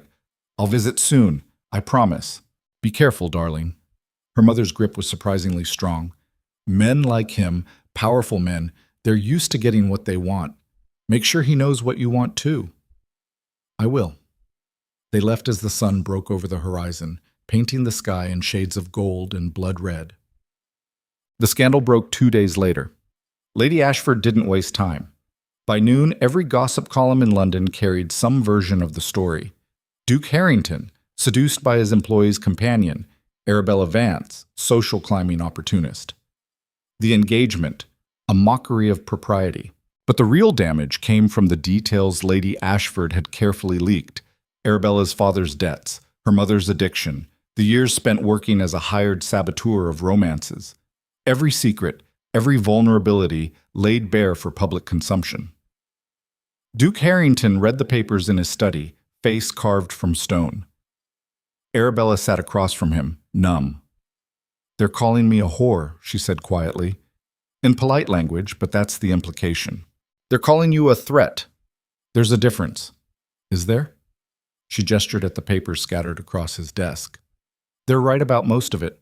My father did die in debt. My mother is an addict. I did spend 4 years manipulating people for money. You spent 4 years surviving an impossible situation with intelligence and courage." "That's not how they see it." "I don't care how they see it." He stood, moved around the desk. "Do you want to stop? Call off the engagement? Retreat? Let Lady Ashford win?" Arabella met his eyes. "Do you?" "Not even slightly." "Then why are you asking?" "Because this is your decision too, your reputation, your future." His expression softened slightly. "I can weather scandal. I've weathered worse. But you're the one who'll pay the highest price. I need to know you're willing to pay it." Arabella thought about invisibility, about survival, about 4 years of making herself small and safe and utterly alone. Then she thought about Duke Harrington's hand in the darkness, about truth and partnership, about choosing life over mere existence. "Post the banns," she said. His eyes searched hers. "You're certain?" "I'm terrified, but yes." He kissed her then, soft and desperate and full of promise. The door slammed open. They sprang apart as Charlotte burst in, newspaper clutched in her hand, expression wild. "You need to see this," she said. "Both of you. Now." Duke Harrington took the paper. Arabella watched his face drain of color. "What?" Her voice came out smaller than intended. "What is it?" He handed her the paper without speaking. The headline read, "Duke's fiancée, mother committed to asylum." Arabella's hands started shaking so badly she could barely read, but the words seared themselves into her brain anyway. Mrs. Margaret Vance, mother of Miss Arabella Vance, recently engaged to Duke Harrington, has been committed to Weston Asylum following concerns about her mental stability and laudanum dependency. Lady Ashford, longtime benefactor to the Vance family, made the difficult decision in consultation with physicians who deemed Mrs. Vance a danger to herself and others. The paper fell from her hands. "No," she whispered. "No, she was safe. We moved her. She was—" Lady Ashford must have acted this morning. Duke Harrington was already moving toward the door. "She had your mother's physician records, legal documentation of the addiction. That's enough for committal if she found the right doctor." "We have to get her out." Arabella grabbed his arm. "We have to. Those places—" Her voice broke. "They're not hospitals. They're prisons. The things they do to patients—" "I know. We'll get her out." But his expression was grim. "It'll take time. Legal challenges, physician assessments. We don't have time. She'll— in places like that, with her condition—" Arabella couldn't finish the sentence, couldn't say out loud what happened to laudanum addicts locked in asylums without proper medication. Charlotte stepped forward. "There's more. At the bottom." Arabella forced herself to pick up the paper again, scanned to the end. "Lady Ashford has generously offered to withdraw all legal action and arrange Mrs. Vance's immediate release, contingent upon Miss Vance's return to her contracted employment and termination of the engagement to Duke Harrington. The ultimatum was clear: choose your mother or choose your future." Arabella felt something crack inside her chest, clean and complete, like ice breaking. "She can't do this," Charlotte said. It's evil. It's strategic." Duke Harrington's voice was cold, controlled. "She's forcing Arabella to choose publicly. If Arabella breaks the engagement, Lady Ashford wins and keeps her reputation as a benevolent protector. If Arabella refuses, her mother suffers, and society blames Arabella for choosing love over filial duty. That's not a choice. That's torture. That's power." He turned to Arabella. "What do you want to do?" The question hung in the air, impossible and necessary. Arabella looked at the newspaper, at Charlotte's horrified expression, at Duke Harrington's carefully controlled face. Thought about her mother locked in an asylum, afraid and alone.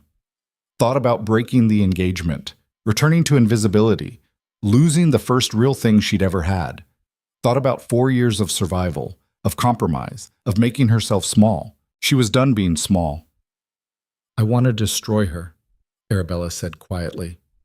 Duke Harrington went very still. "What?" "Lady Ashford. I want to expose every manipulation, every cruelty, every person she's crushed to maintain her perfect social position." Arabella's voice stayed level, but fury burned underneath. "I want to ruin her the way she's trying to ruin me. Completely." "That's—" Charlotte started. "Dangerous," Duke Harrington finished, "and possibly brilliant. What exactly do you have in mind?" Arabella met his eyes, and something passed between them: recognition, understanding, the acknowledgement of war. "I spent 4 years working for her," she said. "I know every secret, every vulnerability, every skeleton she's buried. I know which marriages she destroyed, which reputations she crushed, which families she manipulated." Her hands clenched. "And I can prove it. Letters, documents, witnesses. I kept records. Just in case." "Just in case of what?" "Just in case she ever tried to do exactly this." Duke Harrington's expression shifted, surprise giving way to something like admiration. "You've been planning an exit strategy this entire time." "I've been planning survival. Same thing." Arabella turned to Charlotte. "I need you to help me. Get into your mother's study, find the correspondence files from the past 4 years. Anything with my handwriting, anything that references specific assignments. She'll know I took them. I'm counting on it." Arabella's smile was sharp. "Let her know you're choosing sides." Charlotte hesitated only a moment. Then she nodded. "What else?" "Duke Harrington, I need you to contact every family I helped, the ones whose engagements I sabotaged, whose daughters I protected from bad matches. Tell them the truth about why it happened. Give them a chance to come forward. They won't want the scandal. Some will. The ones who were hurt, who've been silent because they thought they were alone." Arabella's voice hardened. "Trust me. Victims talk when they realize they're not the only ones." He studied her face, and whatever he saw there made him nod. "I'll start tonight. And my mother? I'll petition for her release through legal channels. Apply pressure on the asylum, the physicians, anyone involved. It'll take a few days, but—" "No," Arabella cut him off. "We get her out tonight. Now. However we have to." "That's kidnapping. Again." "I don't care." Her voice cracked. "She's been there for hours already. Every minute is, I can't—" She stopped, forced herself steady. "We get her out. Then we go to war." Duke Harrington looked at her for a long moment. This woman who'd spent 4 years invisible, now burning bright with fury and determination. Then he smiled, sharp and dangerous. "Together," he said. "Together," Arabella agreed. Charlotte moved toward the door. "I'll get the files. Meet me back here in 2 hours." She left, and Arabella turned to Duke Harrington, pulse hammering. "If we do this," she said quietly, "there's no going back. We'll destroy her, but we'll destroy ourselves in the process. The scandal will be— I don't care." He gripped her hands. "We do this right. We tell the truth. And we let society decide who they believe. But either way, we do it together." Arabella nodded, throat tight. Then the study door crashed open for the second time, and a footman stood there, face pale. "Your Grace, Miss Vance, you need to come quickly." "What's happened?" Duke Harrington's voice went sharp. "It's Lady Ashford. She's here, with constables." The footman swallowed hard. "She's claiming Miss Vance stole property and kidnapped her mother. They have a warrant for arrest." The world tilted. Arabella heard Duke Harrington saying something, heard footsteps in the hallway, heard her own blood roaring in her ears. Then the door opened wider, and Lady Ashford stood there, flanked by 2 uniformed constables, her expression triumphant and merciless. "Arabella Vance," the first constable said, voice flat and official. "You're under arrest for theft and abduction. You'll need to come with us." Duke Harrington stepped in front of Arabella. "On whose authority?" "Mine," Lady Ashford said softly. "I have documentation proving Miss Vance stole personal property and removed her mother from lawful residence without consent. The warrant is legal and binding. This is harassment. This is justice." Lady Ashford's smile was poison. "You have 1 hour, Miss Vance. Come quietly. Return to your employment, and I'll withdraw all charges. Refuse, and you'll be tried, convicted, and imprisoned." She paused. "Your choice." Arabella stood frozen, Duke Harrington solid in front of her, and the walls closing in from every side. The lawyer arrived at dawn with documents that smelled of fresh ink and finality.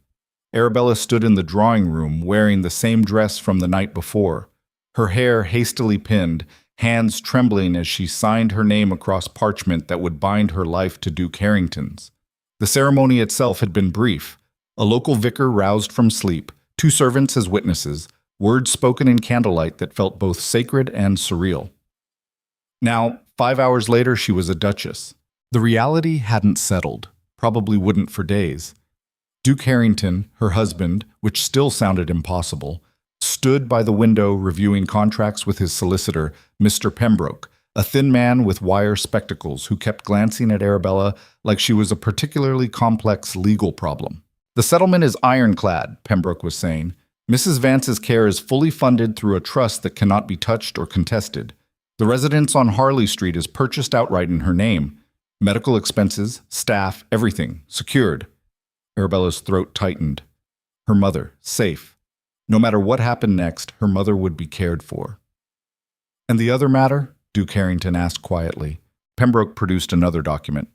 "Miss Charlotte Ashford's dowry has been matched and placed in an independent account. Should she choose to marry or not marry, the funds are hers alone. Lady Ashford cannot access or control them." Arabella stared. "You did what?" Duke Harrington finally looked at her, expression unreadable. "Charlotte helped us. She deserves the same freedom you're fighting for." "But that's at least £20,000. 30. I dislike doing things halfway." He turned back to Pembroke. "The announcement?" "Prepared. It will run in the Times this afternoon. I took the liberty of drafting it conservatively. Simple facts, no embellishment." "Show me."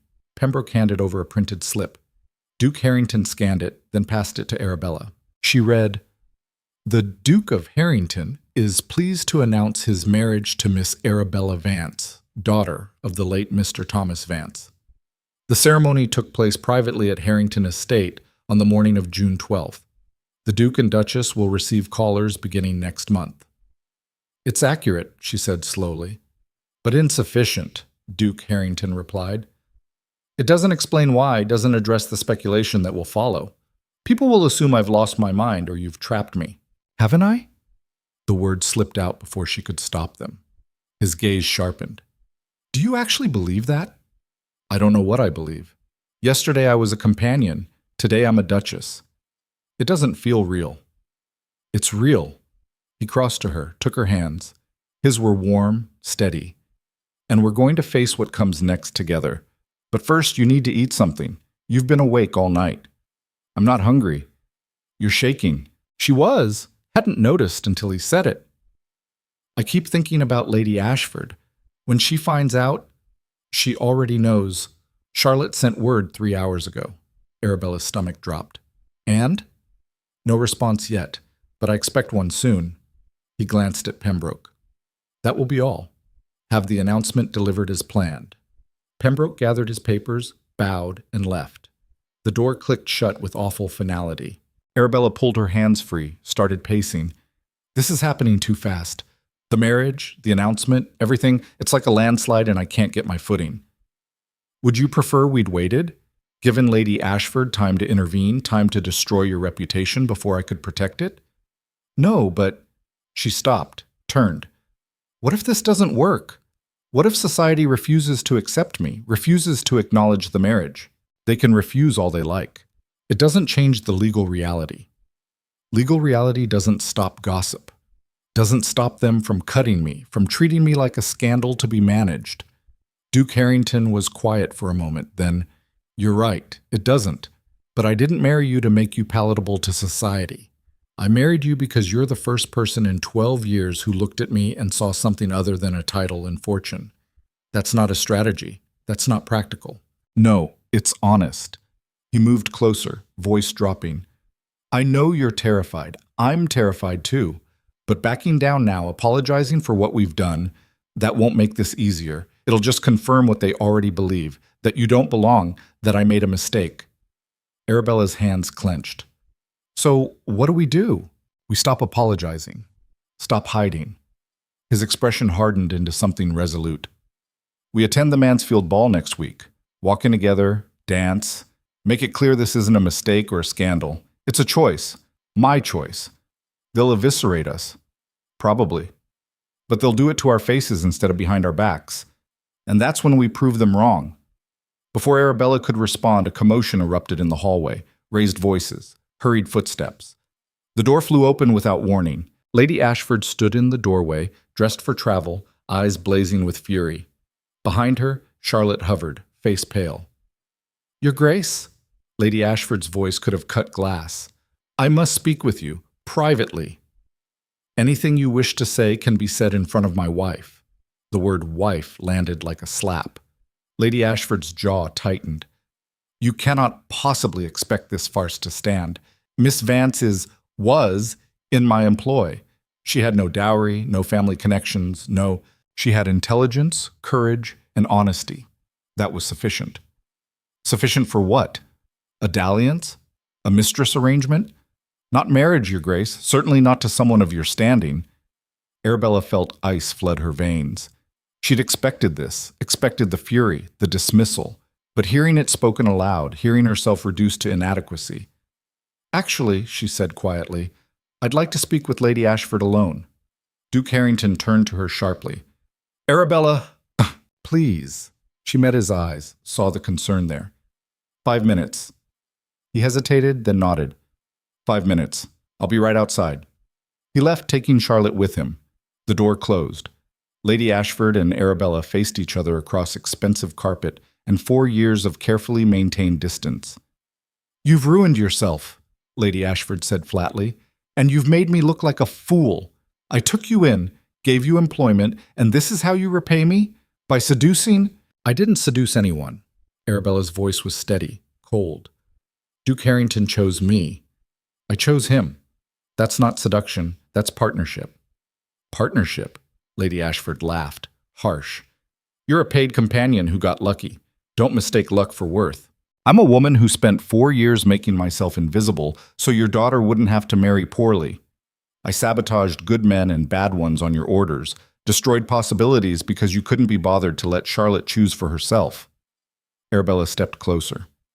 And I did it because I needed the money, yes, but also because I understood what it felt like to be powerless, to have your choices made by someone else. How noble, not noble, pragmatic, just like you.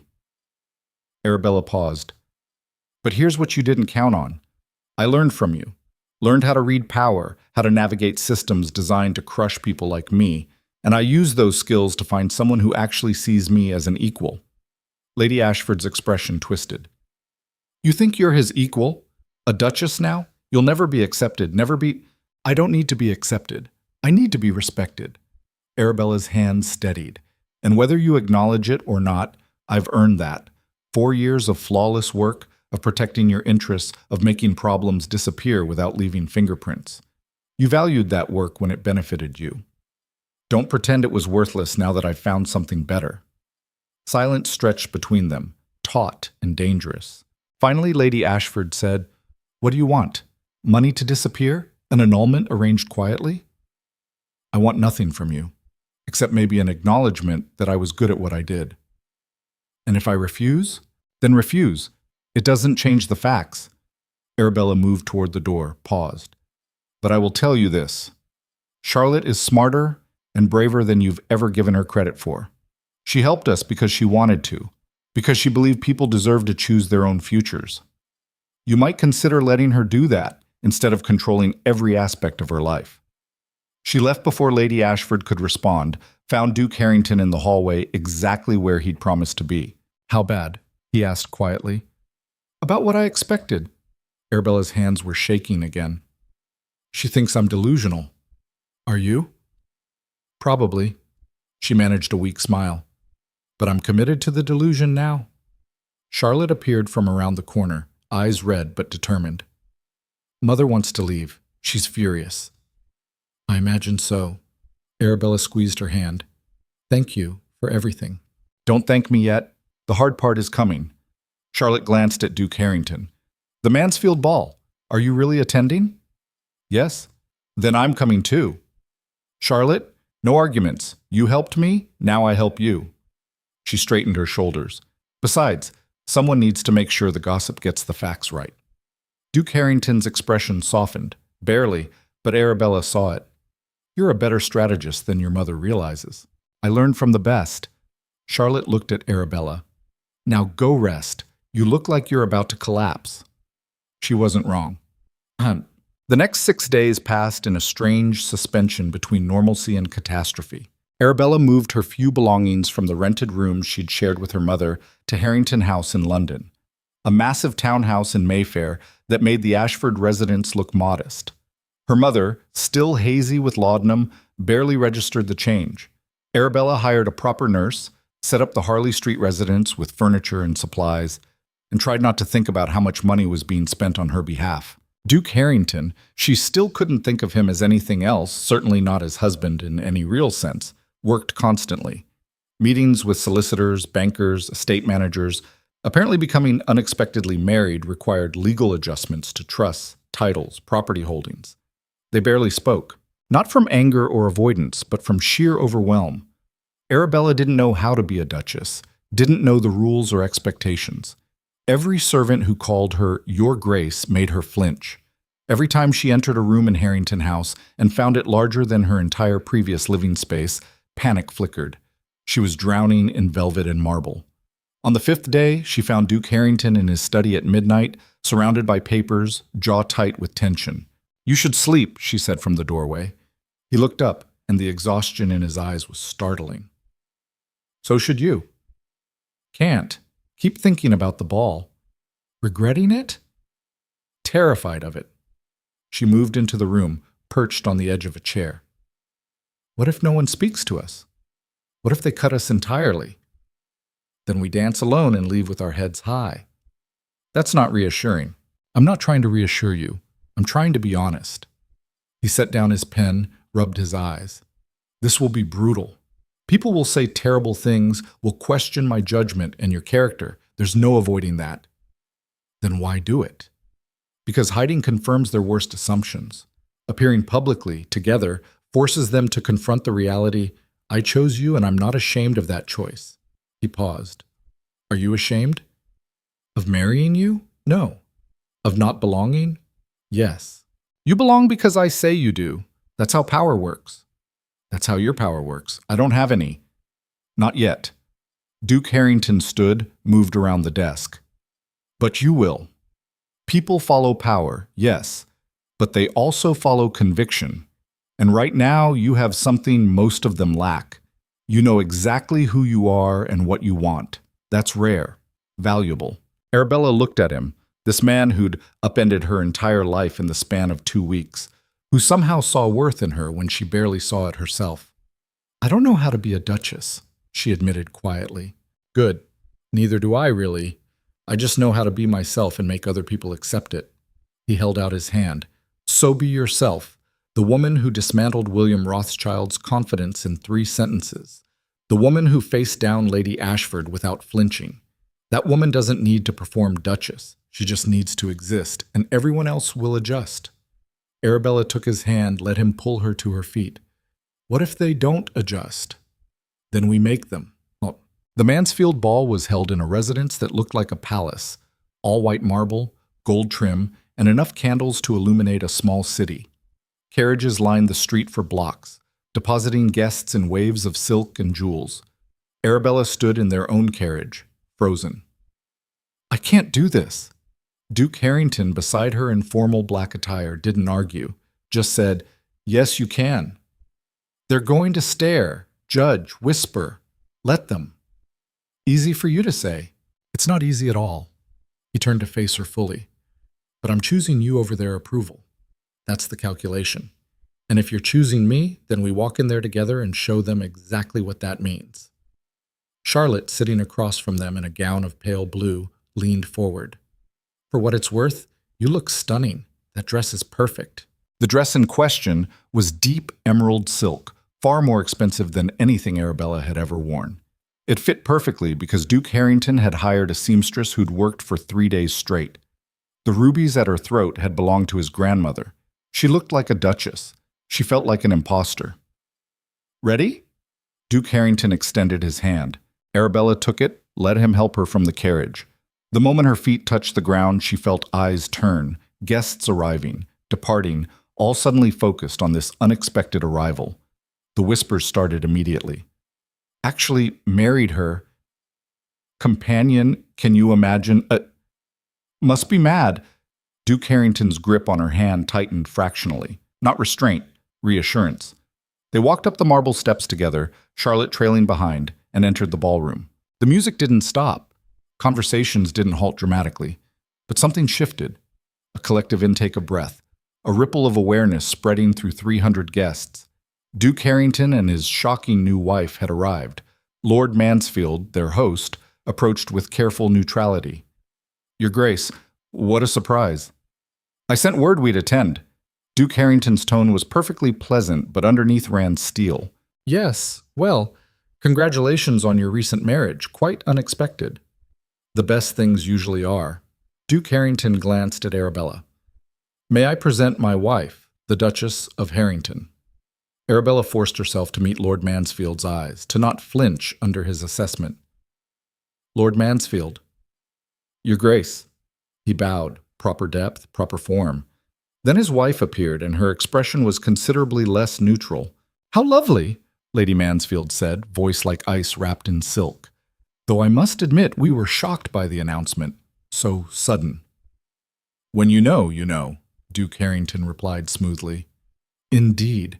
And what a fortunate match for forgive me, the Duchess. Her smile didn't reach her eyes. From companion to Duchess in a single night. Quite the elevation. The insult was delicate, precise. Arabella felt Charlotte stiffen beside her. Before anyone could respond, a new voice cut through the tension. Elevation implies climbing. I'd say it's more a recognition of worth that was always there. Arabella turned. Lord Brennan stood there, along with his brother and 2 other gentlemen she recognized from Duke Harrington's country party. All bowed. Your Grace, Lord Brennan said to Arabella, a pleasure to see you again. May I say, that dress is remarkable. It was a lifeline, offered publicly and deliberately. Arabella grasped it. Thank you, Lord Brennan. Your brother was just telling me about your family's estate. It sounds magnificent. The conversation shifted, expanded. More people approached, some out of genuine curiosity, others to assess and judge. But the initial brutal silence was broken. Duke Harrington stayed at her side throughout, a constant presence. When someone made a cutting remark, he deflected with perfect courtesy and barely veiled threat. When Arabella's hands shook, he offered his arm. When the whispers grew too loud, he led her to the dance floor. You're doing well, he murmured as they moved through a waltz. I'm barely surviving. Same thing, in this context. His hand pressed against her lower back, steadying. Another hour, then we can leave. Only an hour? Any longer, and I might do something undiplomatic to Lady Winters. Arabella followed his gaze, spotted the woman who'd tried to blackmail them at the country estate. She stood with a cluster of other ladies, all watching Arabella with open hostility. Let them stare, Arabella said, surprising herself. We're not doing anything wrong. We're disrupting their comfortable hierarchy. To them, that's worse than wrong. Then maybe their hierarchy needs disrupting. Duke Harrington's expression shifted. Surprise, then something warmer. Now you sound like a duchess. Is that what duchesses do? Disrupt things? The good ones do. The waltz ended. They moved through more conversations, more careful assessments. Some guests were openly hostile, others cautiously polite. A few, like Lord Brennan, offered genuine support. Charlotte worked the rooms separately, somehow managing to charm younger guests while deflecting gossip with impressive skill. Arabella watched her and felt a surge of gratitude. Then Lady Ashford arrived. She entered late, deliberately so, dressed in silver that caught every light. Her gaze swept the ballroom, found Arabella, and went cold. This should be interesting, Duke Harrington murmured. Lady Ashford approached with Lord Ashford, a quiet man who generally let his wife lead. They stopped directly in front of Arabella and Duke Harrington. Your Grace, Lady Ashford addressed Duke Harrington, not Arabella. I see you've chosen to make a public spectacle. I've chosen to attend a ball with my wife. If that's spectacle, society has grown remarkably dull. Your wife, Lady Ashford's lip curled. A girl who was in my employ 2 weeks ago, who had no breeding, no connections. Had integrity, Arabella interrupted. Her voice came out steady, clear. Had intelligence. Had the courage to choose something real over something safe. Lady Ashford's eyes narrowed. You have no idea what you've cost yourself. The respect you might have earned through proper channels, the position you could have built. I didn't want to build position. I wanted to build a life. Arabella stepped forward, felt Duke Harrington's hand at her back. Support, not control. And I'm sorry you can't understand the difference. For a moment, Lady Ashford looked genuinely shocked. Then her expression hardened. You'll regret this, both of you. When society closes ranks, when the invitations stop, when you realize the cost of this impulsive mistake, then we'll face it together. Duke Harrington's voice was level, absolute. And frankly, Lady Ashford, if the cost of having something honest is losing your approval, I consider that a bargain. The surrounding conversations had gone silent. People were openly watching now, waiting to see how this played out. Lady Ashford's face flushed. You're a fool. Perhaps. But I'm an honest fool. Can you say the same? The words landed like a slap. Lady Ashford opened her mouth, closed it, then turned and swept away, Lord Ashford trailing behind. The silence stretched. Then Lord Brennan started clapping, slow, deliberate applause that echoed through the ballroom. Others joined hesitantly at first, then with more conviction. Not everyone. Plenty of guests still stared with judgment or disdain. But enough people applauded that the message was clear. Duke Harrington had just publicly chosen his wife over social convention, and some portion of society was willing to respect that choice. Arabella's vision blurred with tears she absolutely would not shed in public. Well, Duke Harrington said quietly, that was dramatic. You planned that. I hoped for it. Planned is too strong. He guided her toward the edge of the ballroom, into a quieter alcove. But I meant what I said. Every word. I know. Arabella turned to face him. And I thank you for choosing this, for choosing me. It's not charity, Arabella, it's selfishness. His hand found hers, gripped tight. You make me want to be honest instead of strategic, present instead of absent. That's not something I'm giving up for anyone's approval. Before she could respond, Charlotte appeared, face flushed with excitement. You have to hear this, she said breathlessly. Lady Morrison just told her daughter that your marriage is the most romantic thing she's seen in decades. And Lord Pemberton said Duke Harrington showed remarkable judgment. People are actually talking about it like it's legitimate. It is legitimate, Duke Harrington said. I know that, but they're starting to believe it too. Charlotte grinned. I think we might have actually won. Arabella wanted to believe her. Wanted to think that one public confrontation, one moment of applause, meant everything would be fine. But she knew better. This was the beginning, not the end. They'd forced society to acknowledge the marriage, yes, but acceptance would take time, strategy, and constant proof that they belonged together. Still, watching Duke Harrington squeeze her hand, seeing Charlotte's genuine happiness, feeling the weight of rubies at her throat, symbols of a life she was claiming instead of hiding from. For the first time in 4 years, Arabella felt something other than fear. She felt possibility. Okay. They stayed another 2 hours, dancing, conversing, making it absolutely clear they weren't leaving in shame or defeat. By the time they finally departed, Arabella's feet ached and her face hurt from maintaining composure. But they'd done it. Survived the first public appearance, proven they could stand together against judgment. In the carriage home, Charlotte fell asleep against the window. Duke Harrington watched the city pass, expression thoughtful. What are you thinking? Arabella asked quietly. That we won a battle tonight, not the war. He glanced at her. There will be more confrontations, more people who refuse to accept you. It won't be easy. I know. But we'll face it together. Together, Arabella agreed. He took her hand, pressed a kiss to her knuckles. Thank you. For what? For being brave enough to choose this. To choose me. Arabella smiled, fragile but real. Turns out survival isn't enough anymore. I want to live. Then we'll live. Duke Harrington's expression softened into something that might have been hope. Loudly, honestly, and without apology. The carriage rolled through London streets, carrying them toward home, a home Arabella was still learning to claim.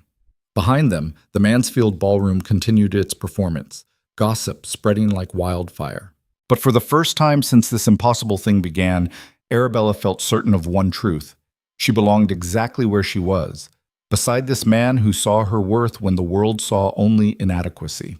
And the world proved less forgiving than hope suggested.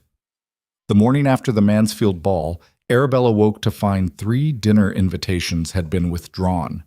Not through direct communication, that would have been too honest. Just servants arriving with regrets, sudden illnesses, family emergencies that materialized overnight. Duke Harrington read the notes over breakfast, expression unreadable. Lady Winters is doing, most likely. She's mobilizing her circle. How many will follow her? Enough to make things difficult. He set down his coffee. But not enough to destroy us. Not if we're strategic. Arabella pushed eggs around her plate, appetite gone. I thought last night went well. It did. We survived the first test, but survival doesn't equal acceptance. He paused. They're trying to isolate us. Make it clear that choosing you means choosing exile from their world. Then maybe we should accept exile. Is that what you want?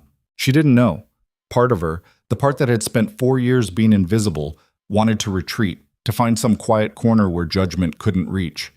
But another part, newer and more fragile, wanted to fight.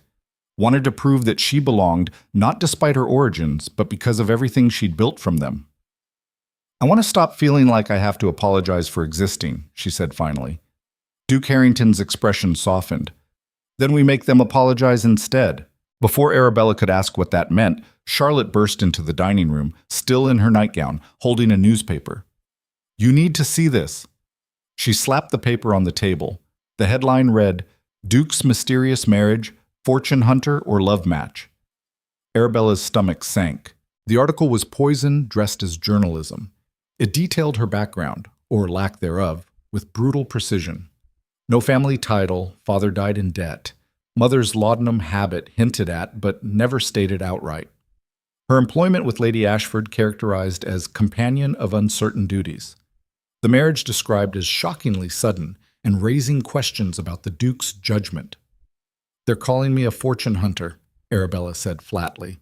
They're calling you successful, Duke Harrington corrected. There's a difference. Not to them. Charlotte sat down, expression fierce. This is Lady Winters's work. She has a cousin who writes for the society pages. He'll print whatever she feeds him. Then we feed him something better. Duke Harrington stood, started pacing. We need to control the narrative before it controls us. How? Arabella demanded. I can't change where I came from. Can't manufacture breeding or connections or... You don't need to manufacture anything. You need to own what you actually are. Brilliant at strategy, loyal to the point of self-destruction, and brave enough to choose honesty in a world built on performance. He stopped pacing, turned to face her. We tell your story. The real one, not their version. No one wants to hear my story. Then we make them want to hear it. Arabella stared at him, this impossible man who somehow believed she was worth defending. You're talking about exposing everything. My mother's illness, my father's debts, my work with Lady Ashford. Yes. That will make things worse. It will make things honest. Duke Harrington moved to the table, braced his hands on it. Right now they control the narrative because they're filling gaps with speculation. But if we provide the truth, the whole truth, then speculation loses its power. Charlotte leaned forward. He's right. People love a story. Give them a good one and they'll forget to judge. My life isn't a story. It's survival. Exactly, Duke Harrington said. And survival is compelling. A young woman loses her father, takes care of her sick mother, finds work doing something difficult and morally complex. She's brilliant at it, but hates what it costs her. Then she meets someone who sees past the performance to the person underneath. That's not fortune hunting. That's hope. Arabella's throat tightened. You make it sound noble. I make it sound true. She wanted to believe him, wanted to think that honesty could overcome prejudice, that her story mattered enough to change minds. But she'd spent 4 years learning that the world didn't care about truth, only appearance. "What if it doesn't work?" she asked quietly. "Then we try something else." But hiding guarantees failure. This at least gives us a chance. Arabella looked at Charlotte, saw determination reflected back, looked at Duke Harrington and saw absolute conviction. "How do we do this?" she asked. 3 days later, Arabella sat across from Mrs. Eleanor Hartwick, editor of the Ladies' Journal, in a drawing room that smelled of roses and ambition. Mrs. Hartwick was 60, silver-haired, and possessed eyes that missed nothing. Her journal was read by every woman of consequence in London, not for scandal, but for substance, profiles of accomplished women, essays on social reform, genuine reporting instead of gossip. Duke Harrington had called in a favor to arrange this interview. "So," Mrs. Hartwick said, notebook open, pen poised. "Tell me about your father?" Arabella's hands clenched in her lap. "He was a merchant, textiles. He died when I was 19, owing money to half of London." "And your mother?" "Struggled with grief, still does. She requires medical care." "Which you provide through your current position as Duchess." "Yes." Mrs. Hartwick wrote something, looked up. "The society pages paint you as a fortune hunter who trapped a duke. What's the truth?" Arabella took a breath. Duke Harrington sat beside her, silent but present. Charlotte waited in the next room. "The truth is I was employed by Lady Ashford as a companion for her daughter. My job was to keep unsuitable suitors away. I was good at it." "How good?" "Very. I prevented 27 engagements in 4 years." Mrs. Hartwick's eyebrows rose. "That's remarkable. That's survival. I needed the income to care for my mother. Lady Ashford needed someone who could be invisible but effective." "And Duke Harrington?" Arabella glanced at him. He nodded slightly, permission, encouragement. "Duke Harrington saw me when I was trying to be invisible.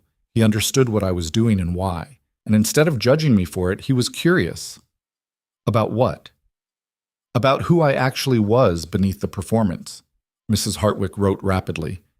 "That's quite romantic." "It's quite terrifying," Arabella corrected. "I'd spent 4 years being useful, being invisible. Having someone see me, really see me, that was the most vulnerable I'd ever been." "Yet you married him." "Yes." "Why?" The question hung in the air between them. Arabella could have lied, could have crafted something palatable, something that fit the narrative society expected. Instead, she said, "Because I was tired of surviving, because he offered me partnership instead of protection, because when I was with him, I didn't have to apologize for being smart or strategic or ambitious. I could just be myself." Mrs. Hartwick set down her pen. "You realize how rare that is?" "Yes."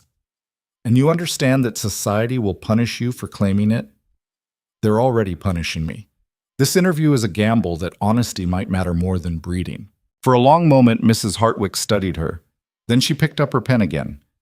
"Tell me about the work you did for Lady Ashford, the specifics." Arabella did. She explained the strategies, the careful manipulation, the way she'd learned to read people and dismantle their confidence without leaving evidence. She talked about the guilt, the exhaustion, the slow erosion of believing she deserved anything more than invisibility. Mrs. Hartwick listened, asked sharp questions, took meticulous notes. When Arabella finished, her throat was raw and her hands were shaking. "One last question," Mrs. Hartwick said. "What do you want people to understand about you?" Arabella looked at Duke Harrington, at this man who'd upended her entire life by refusing to let her stay hidden. Then she looked back at Mrs. Hartwick. "That I'm not a fortune hunter. I'm a woman who spent 4 years learning to be useful instead of visible, and who finally found someone who valued the person I'd been hiding. That's not scandal. That's just—" She paused, searching for words. "That's just wanting to be known." Mrs. Hartwick smiled, small, but genuine. "That's exactly what I needed to hear." The article ran 1 week later. Arabella read it alone in the morning room, hands trembling. Mrs. Hartwick had titled it, "The Invisible Duchess, A Study in Strategic Survival." It was comprehensive, honest, and surprisingly generous. Mrs. Hartwick had woven Arabella's story into something compelling, not a scandal, but a portrait of intelligence and resilience. She'd included quotes from Duke Harrington about partnership and respect. She'd even managed to frame Arabella's work with Lady Ashford as a form of strategic brilliance rather than manipulation. The final paragraph read, "The new Duchess of Harrington represents something London society claims to value but rarely rewards, the triumph of merit over birth. Whether she will be accepted remains to be seen. But her story, and her courage in telling it, deserves acknowledgement." Arabella set down the journal, unsure whether to cry or laugh. Duke Harrington found her an hour later, still sitting with the article. "Well?" he asked. "I don't know yet." She looked up at him. "It's honest, almost painfully so. I just don't know if honesty matters to them." "We'll find out soon enough." He was right. By afternoon, 3 new invitations arrived, tentative, carefully worded, but genuine. By evening, 5 more. Not from the highest circles, not from the families who'd withdrawn their initial invitations, but from people who'd read the article and been moved by it. Lady Morrison sent a note requesting Arabella's advice on a charitable foundation. Lord Pemberton invited them both to a dinner focused on education reform. Even Lord Brennan wrote, suggesting a small gathering to introduce Arabella to people worth knowing. Charlotte burst into the drawing room waving another letter. "Lady Hartwell wants to meet you. She's hosting a salon next week on women's education and thinks you'd have valuable insights." Arabella stared. Lady Hartwell was formidable, wealthy, influential, and known for supporting genuinely intelligent conversation over empty socializing. That's significant," she managed. "That's a victory." Charlotte grinned. "People are actually interested in you, not your scandal, not your marriage. You." Duke Harrington appeared in the doorway. "We have another problem." Arabella's stomach sank. "What now?" "Lady Ashford has called for a formal hearing before the Social Arbitration Committee. She's claiming I coerced you into marriage, that the union should be investigated." The room went cold. "She can do that?" Charlotte asked, voice tight. "She can try. Whether it goes anywhere depends on how many allies she can mobilize." Duke Harrington moved to the window, jaw set. "This is her countermove. She can't destroy the marriage legally, so she's attacking its legitimacy socially." Arabella stood, hands clenched. "What happens at a hearing?" "They ask questions, review circumstances, determine whether the marriage violates social codes of conduct." He paused. "It's not legally binding, but socially it's devastating. If they rule against us, we'll be completely isolated." "Then we don't let them rule against us." "It's not that simple." "Yes, it is." Arabella's voice was steady, certain. "We go to the hearing, we answer their questions honestly. We make them look us in the eye and declare that choosing love over status is somehow wrong." Duke Harrington turned to face her. "They'll tear you apart, question your motives, your character, your worth. Let them. I've spent 4 years being questioned. I'm used to it." "This is different." "No, it's not. It's just louder." She crossed to him, took his hands. "You said we'd face this together, so let's face it, completely, honestly, without apology." Charlotte moved beside them. "I'll testify, too. Tell them what I saw, what I know." "Charlotte, no arguments. You helped me. Now I help you." Her expression was fierce. "Besides, someone needs to remind them that women are capable of making their own choices." Duke Harrington looked between them. These 2 women who'd somehow become allies in a fight he'd started but could no longer control alone. "All right," he said finally. "We do this together, but we do it strategically. We prepare, we anticipate their questions, and we make damn sure they can't twist truth into scandal." The hearing was held 2 weeks later in Lady Pemberton's townhouse, neutral territory, or as neutral as anything could be in this world. 15 arbiters attended, women of impeccable breeding and dubious judgment, whose role was to maintain social order through investigation and decree. Lady Ashford sat among them, expression triumphant. Arabella and Duke Harrington entered together, followed by Charlotte and Mr. Pembroke, who attended as legal observer. The room was suffocatingly formal. High ceilings, portraits of stern ancestors, furniture arranged in a semicircle that put Arabella and Duke Harrington on display. Lady Pemberton, acting as chair, called the hearing to order. "We are here to investigate allegations regarding the marriage of Duke Harrington to Miss Arabella Vance. Lady Ashford has raised concerns about coercion, improper influence, and violation of social protocols." She looked at Arabella.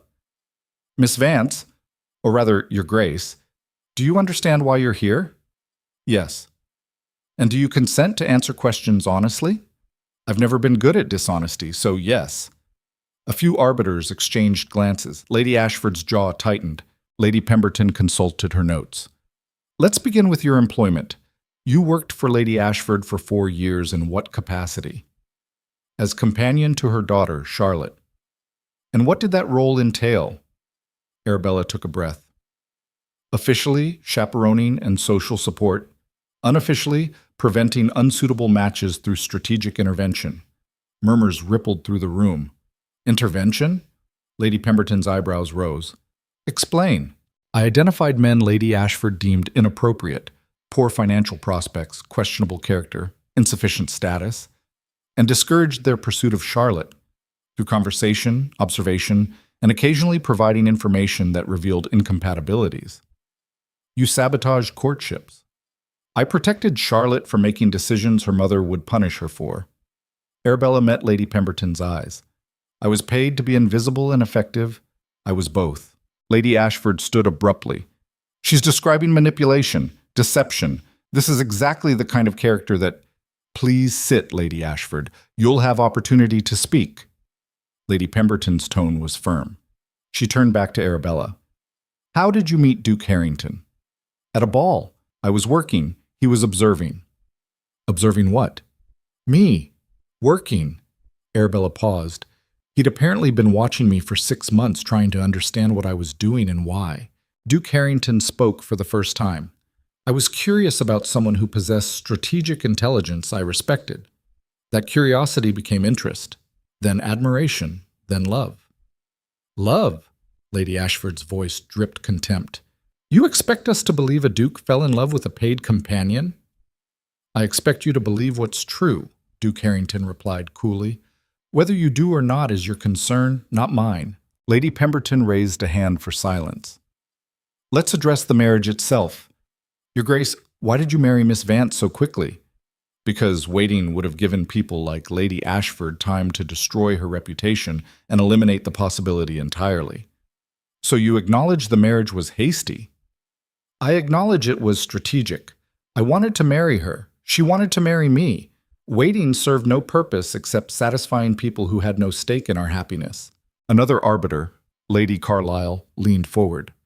Miss Vance, did you feel pressured to accept the Duke's proposal? No. Coerced in any way? No, I was terrified, yes, but not coerced. Terrified of what? Arabella gestured to the room. This judgment. The assumption that I couldn't possibly be chosen for anything except fortune or status. Her voice strengthened. I was terrified that choosing something real would cost me everything I'd built, and I chose it anyway. Silence fell. Lady Carlisle exchanged a glance with Lady Pemberton, then asked, Why? Because I was tired of surviving. Because Duke Harrington offered me partnership instead of protection. Because being with him meant I could stop apologizing for being intelligent. Arabella's hand steadied. I know my background doesn't meet your standards. I know I don't have breeding or connections. But I have integrity, strategic intelligence, and the courage to choose honesty in a world that rewards performance. If that's not enough, then perhaps your standards need examination. The words landed like stones thrown into still water. Lady Ashford surged to her feet again. This is ridiculous. She's manipulating you right now. Can't you see that? She manipulated unsuitable men away from my daughter, and now she's manipulated a duke into marriage. It's what she does. Actually, Charlotte's voice cut through clearly. What she did was protect me. From men who wanted my money, my status, my family connections, everything except who I actually am. She stood, moved to stand beside Arabella. And when she finally met someone who wanted to know her, really know her, she had the courage to reach for it. That's not manipulation. That's just being human. Charlotte, Lady Ashford hissed, sit down. No. Charlotte's voice was steady. I'm tired of pretending women can't make intelligent choices.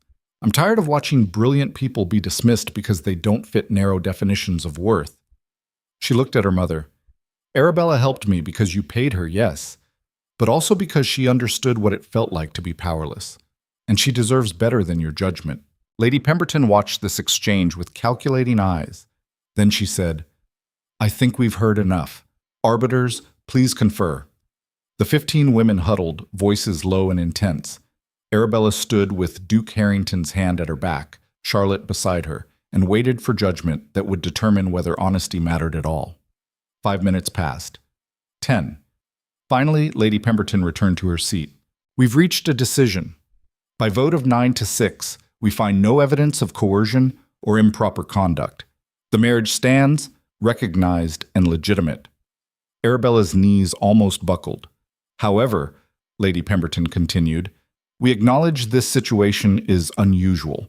The Duchess of Harrington lacks traditional qualifications for her position. Therefore, we recommend a probationary period during which she will be observed and assessed. No. Duke Harrington's voice cut through like steel. There will be no probationary period. My wife is not on trial. She's been questioned, investigated, and found legitimate. If society requires more than that, then society can manage without us. Lady Pemberton's eyes narrowed. Your Grace, I married Arabella because she's brilliant, honest, and brave. Because she sees people with devastating clarity and chooses kindness anyway. Because she spent 4 years surviving in a world designed to crush people like her, and she did it with integrity intact. His hand tightened on Arabella's back. If that's not sufficient qualification for your acceptance, then I question what your acceptance is actually worth. The room erupted, half in outrage, half in shocked approval. Lady Pemberton raised her hand for silence. When it finally came, she said, Very well. The Duchess of Harrington is recognized without condition. This hearing is concluded. It was over. They'd won. Arabella felt tears burn her eyes, but refused to let them fall. Not here, not in front of people who'd come to witness her destruction. Instead, she raised her chin, took Duke Harrington's hand, and walked out of that room with her head high. Outside, in the cool afternoon air, she finally let herself breathe. We did it, Charlotte said, voice shaking with relief. You did it, Arabella corrected. That speech, Charlotte, you didn't have to. Yes, I did. You helped me for 4 years. Time I returned the favor. Charlotte hugged her fiercely. Besides, I meant every word. Duke Harrington was silent, expression unreadable. Arabella touched his arm. What are you thinking? That I'm proud of you, terrified for you, grateful to you. He turned to face her fully. That was the bravest thing I've ever witnessed. I was shaking the entire time. Bravery isn't the absence of fear. It's choosing truth despite it. He pulled her close, pressed a kiss to her forehead. You were magnificent. Arabella leaned into him, let herself feel the victory for just a moment. Then reality reasserted itself. 6 voted against us, she said quietly. That's 6 families who will never accept me. 6 families who don't matter. They all matter. They're your world. They're a world. Not mine. Not anymore. Duke Harrington stepped back, looked at her seriously. I married you knowing this would be difficult, but I also married you believing we could build something better than what existed before. A partnership based on honesty, respect, actual worth, not just inherited status. That's idealistic. That's necessary.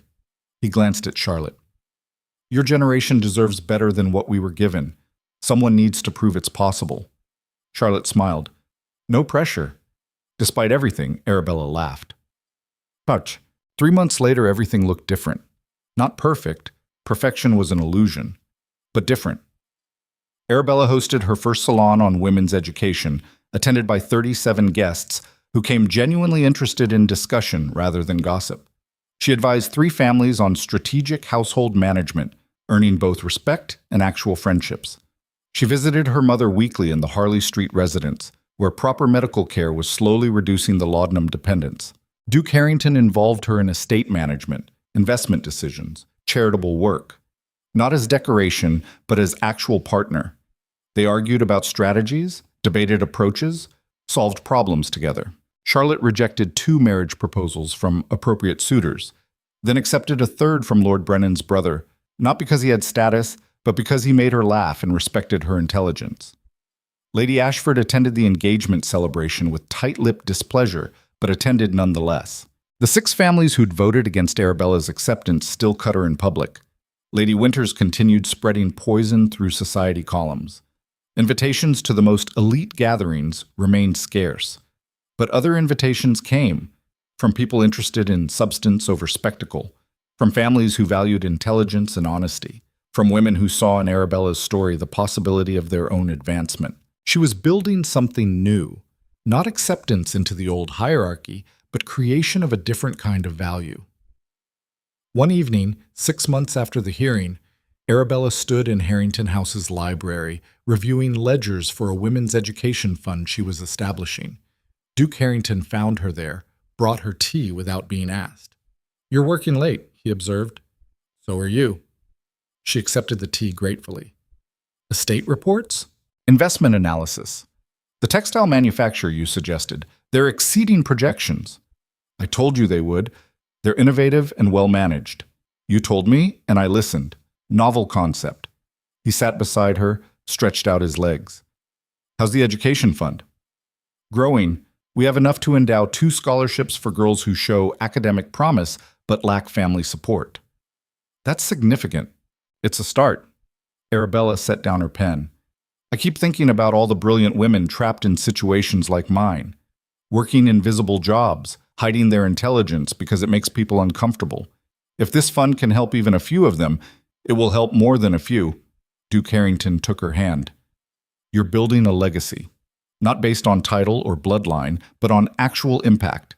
Arabella leaned her head on his shoulder, felt the steady comfort of his presence. "Do you ever regret it? The scandal, the isolation from some circles?" "No." "Not even a little?" "Not even slightly." He pressed a kiss to her temple. "I spent 12 years in those circles, Arabella. I was respected, influential, completely alone. Now I'm occasionally scandalous, frequently questioned, and absolutely certain I made the right choice. Because of partnership? Because of you." His arm tightened around her. "You make me want to be honest instead of strategic, present instead of absent, real instead of performed." Arabella turned to look at him. This man who'd seen her when she was trying to be invisible, who'd refused to let her hide, who'd chosen her over comfort and safety. "I love you," she said quietly. "I know. You've told me." "No, I mean—" She struggled for words. "I love that you're difficult and demanding and completely incapable of doing things halfway. I love that you see people clearly, including their flaws, and choose them anyway. I love that you're building something new instead of maintaining something old." Duke Harrington's expression softened completely. "I love you too. Your strategic brilliance, your loyalty, your terrible habit of working too late and forgetting to eat." "I don't forget to eat." "You absolutely do." He stood, pulled her up. "Come on. Dinner, then actual rest." "I need to finish. The work will keep. You need food and sleep." "Yes, Your Grace," Arabella said, mock serious. "Don't call me that." "It's your title. Use my name, especially when we're alone." She smiled. "Yes, Alexander." They walked to the dining room together, hand in hand, and if anyone had looked through the window, they would have seen exactly what they were. 2 people who'd chosen each other over expectation, who'd built partnership from honesty, who'd survived judgment by refusing to apologize. 2 years after the hearing, Arabella received a letter from Lady Ashford. It was brief, formal, and surprising. "Your Grace, I am writing to request your advice on a delicate matter involving Charlotte's household management. Your expertise in strategic planning would be valuable. If you are amenable, I would appreciate a meeting at your earliest convenience. Respectfully, Lady Ashford." Arabella read it twice, set it down, picked it up again. Duke Harrington found her staring at it. "What's wrong?" "Lady Ashford wants my advice." "About?" "Charlotte's household. She's asking for my expertise."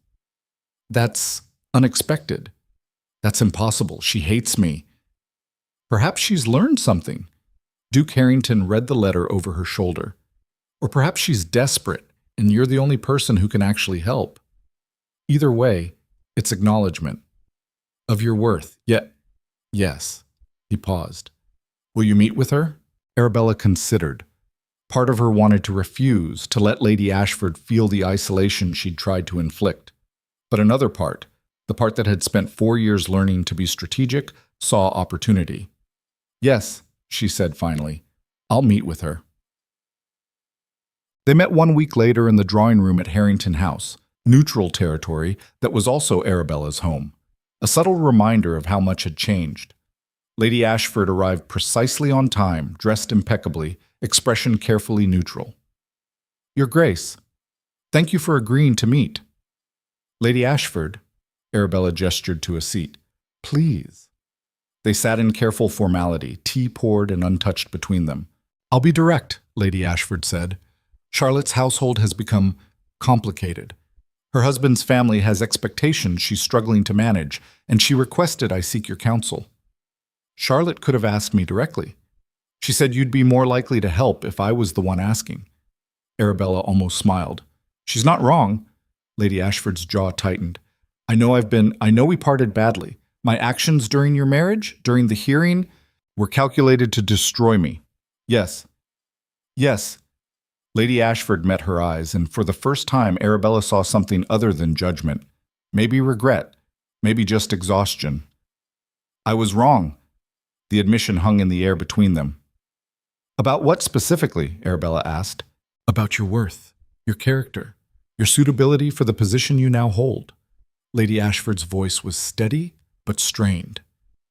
"I underestimated you, repeatedly, and in doing so, I nearly destroyed something valuable." Arabella said nothing, waiting. "You were the best employee I ever had," Lady Ashford continued. "Brilliant, strategic, absolutely reliable, and I treated you as disposable. When you found something better, someone better, I tried to punish you for it." "Yes, you did. I'm sorry." The words were quiet, but genuine. Arabella felt something shift in her chest, not forgiveness exactly, but recognition. Lady Ashford was flawed, proud, and limited by her own worldview, but she was also capable of growth. "I accept your apology," Arabella said finally, "and I'll help Charlotte. Not because you asked, but because she deserves support." Lady Ashford's shoulders sagged slightly. Relief, maybe. "Thank you." They spent the next hour discussing Charlotte's household challenges.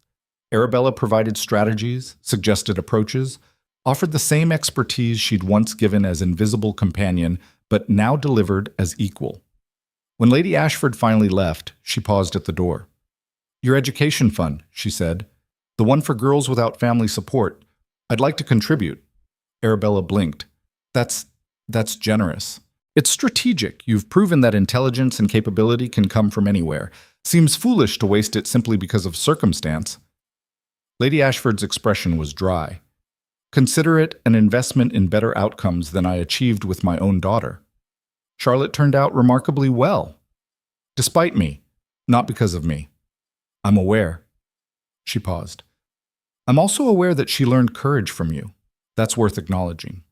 She left before Arabella could respond. Duke Harrington appeared from the hallway where he'd been diplomatically absent. "That went better than expected." She apologized. "I heard, and offered to fund the education initiative." "Also heard." He pulled her into his arms. "You're changing minds, Arabella. One conversation at a time." "I'm just being honest." "Exactly. And honesty, it turns out, is remarkably powerful." 5 years after the marriage that shocked London society, Arabella hosted a gala for the Women's Education Fund. Attendance, 240 guests, including 3 duchesses, 7 countesses, and Lady Ashford, who'd become one of the fund's primary donors. The scholarship program now supported 23 young women, daughters of merchants, shopkeepers, servants, girls who possessed intelligence but lacked opportunity. They were studying literature, mathematics, medicine, law, building futures that would have been impossible without intervention. Arabella stood at the front of the ballroom, the same ballroom where she'd once eliminated unsuitable suitors, now transformed into celebration of possibility, and felt the weight of how far she'd come. Duke Harrington joined her, handed her champagne. "Nervous?" "Terrified. Public speaking isn't my strength." "You've been speaking publicly for 5 years. In conversations, not speeches." "Then have a conversation with 200 people." He smiled. "Tell them what this means." Arabella took a breath, moved to the center of the room. Conversations quieted. "Thank you all for coming," she began. 5 years ago, I stood in a room not unlike this one, being questioned about my worth, my character, my suitability for a position I hadn't asked for but desperately wanted to prove I deserved. The room was completely silent now. I was asked why a duke would choose someone with no breeding, no connections, no traditional qualifications. And the honest answer was, because he saw worth I'd been hiding. Because he valued intelligence over inheritance, courage over comfort. She paused, gathered courage. Tonight isn't about me. It's about the 23 young women we're supporting, girls who possess the same intelligence I do, the same strategic thinking, the same potential for impact. The only difference is circumstance. They didn't have access to education, opportunity, resources. Until now. Arabella looked around the room, met eyes she recognized. Some allies, some former enemies, all listening. This fund exists because I believe worth isn't inherited. It's built through intelligence, effort, courage. And it should be recognized regardless of origin. She raised her glass. So here's to the scholars we're supporting. May they build futures that change what's possible for everyone. The room erupted in applause. Duke Harrington was the first to reach her afterward, pulled her into an embrace that felt like home. You were magnificent. I was honest. Same thing. Charlotte appeared next, glowing. That was perfect. I'm stealing that speech for every salon I host. You're welcome to it. Lady Ashford approached last, expression neutral, but eyes warm. Well done, Your Grace. Your father would have been proud. Arabella's throat tightened. Thank you. They stood together, former employer and former employee, now something more complicated and more honest. And Arabella felt the final piece of her old life settle into new configuration. She wasn't the invisible strategist anymore. Wasn't the girl desperately trying to survive through careful manipulation. She was Arabella Vance Harrington, Duchess by marriage and merit both, building legacy through action instead of hiding from judgment. That night, after the guests departed and the ballroom emptied, Arabella and Duke Harrington walked through the gardens behind Harrington House. The same gardens where they'd first made their impossible agreement, where she'd admitted fear and he'd offered partnership, where everything had changed. Do you remember the first night we talked here? Arabella asked. Of course. You told me I was performing control instead of being human. And you told me I was wasting my intelligence on mediocrity.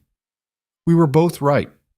They walked in comfortable silence, hand in hand, until they reached the old oak tree.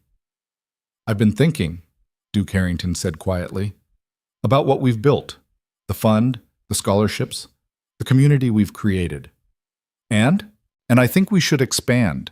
Not just education for girls, but opportunities for anyone whose worth is being wasted because of circumstance.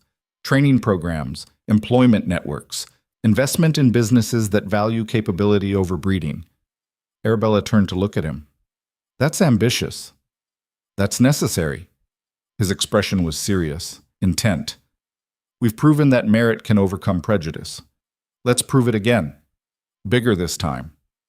People will fight us. Let them. We've survived worse. It'll take years, decades maybe. Then we'd better start now. Arabella laughed, genuine, full, joyful. You're impossible. I'm practical. There's a difference. He pulled her close, pressed his forehead to hers. I love you. Your strategic brilliance, your courage, your terrible habit of saying yes to impossible things. I learned that from you. We learned it together. They stood like that, holding each other under stars that had witnessed their beginning and would witness whatever came next. Arabella Vance had started life desperate to survive, had spent 4 years making herself invisible, had risked everything on one honest choice, and now, standing in gardens that belonged to her as much as anyone, surrounded by legacies she was actively building, partnered with someone who saw her completely and loved her anyway. She wasn't just surviving anymore. She was living, loudly, honestly, without apology. And the world, slowly, grudgingly, inevitably, was learning to make room for people brave enough to claim space they'd never been offered. The invisible strategist had become visible, and in doing so, had proven that the greatest strategy of all was simply choosing truth.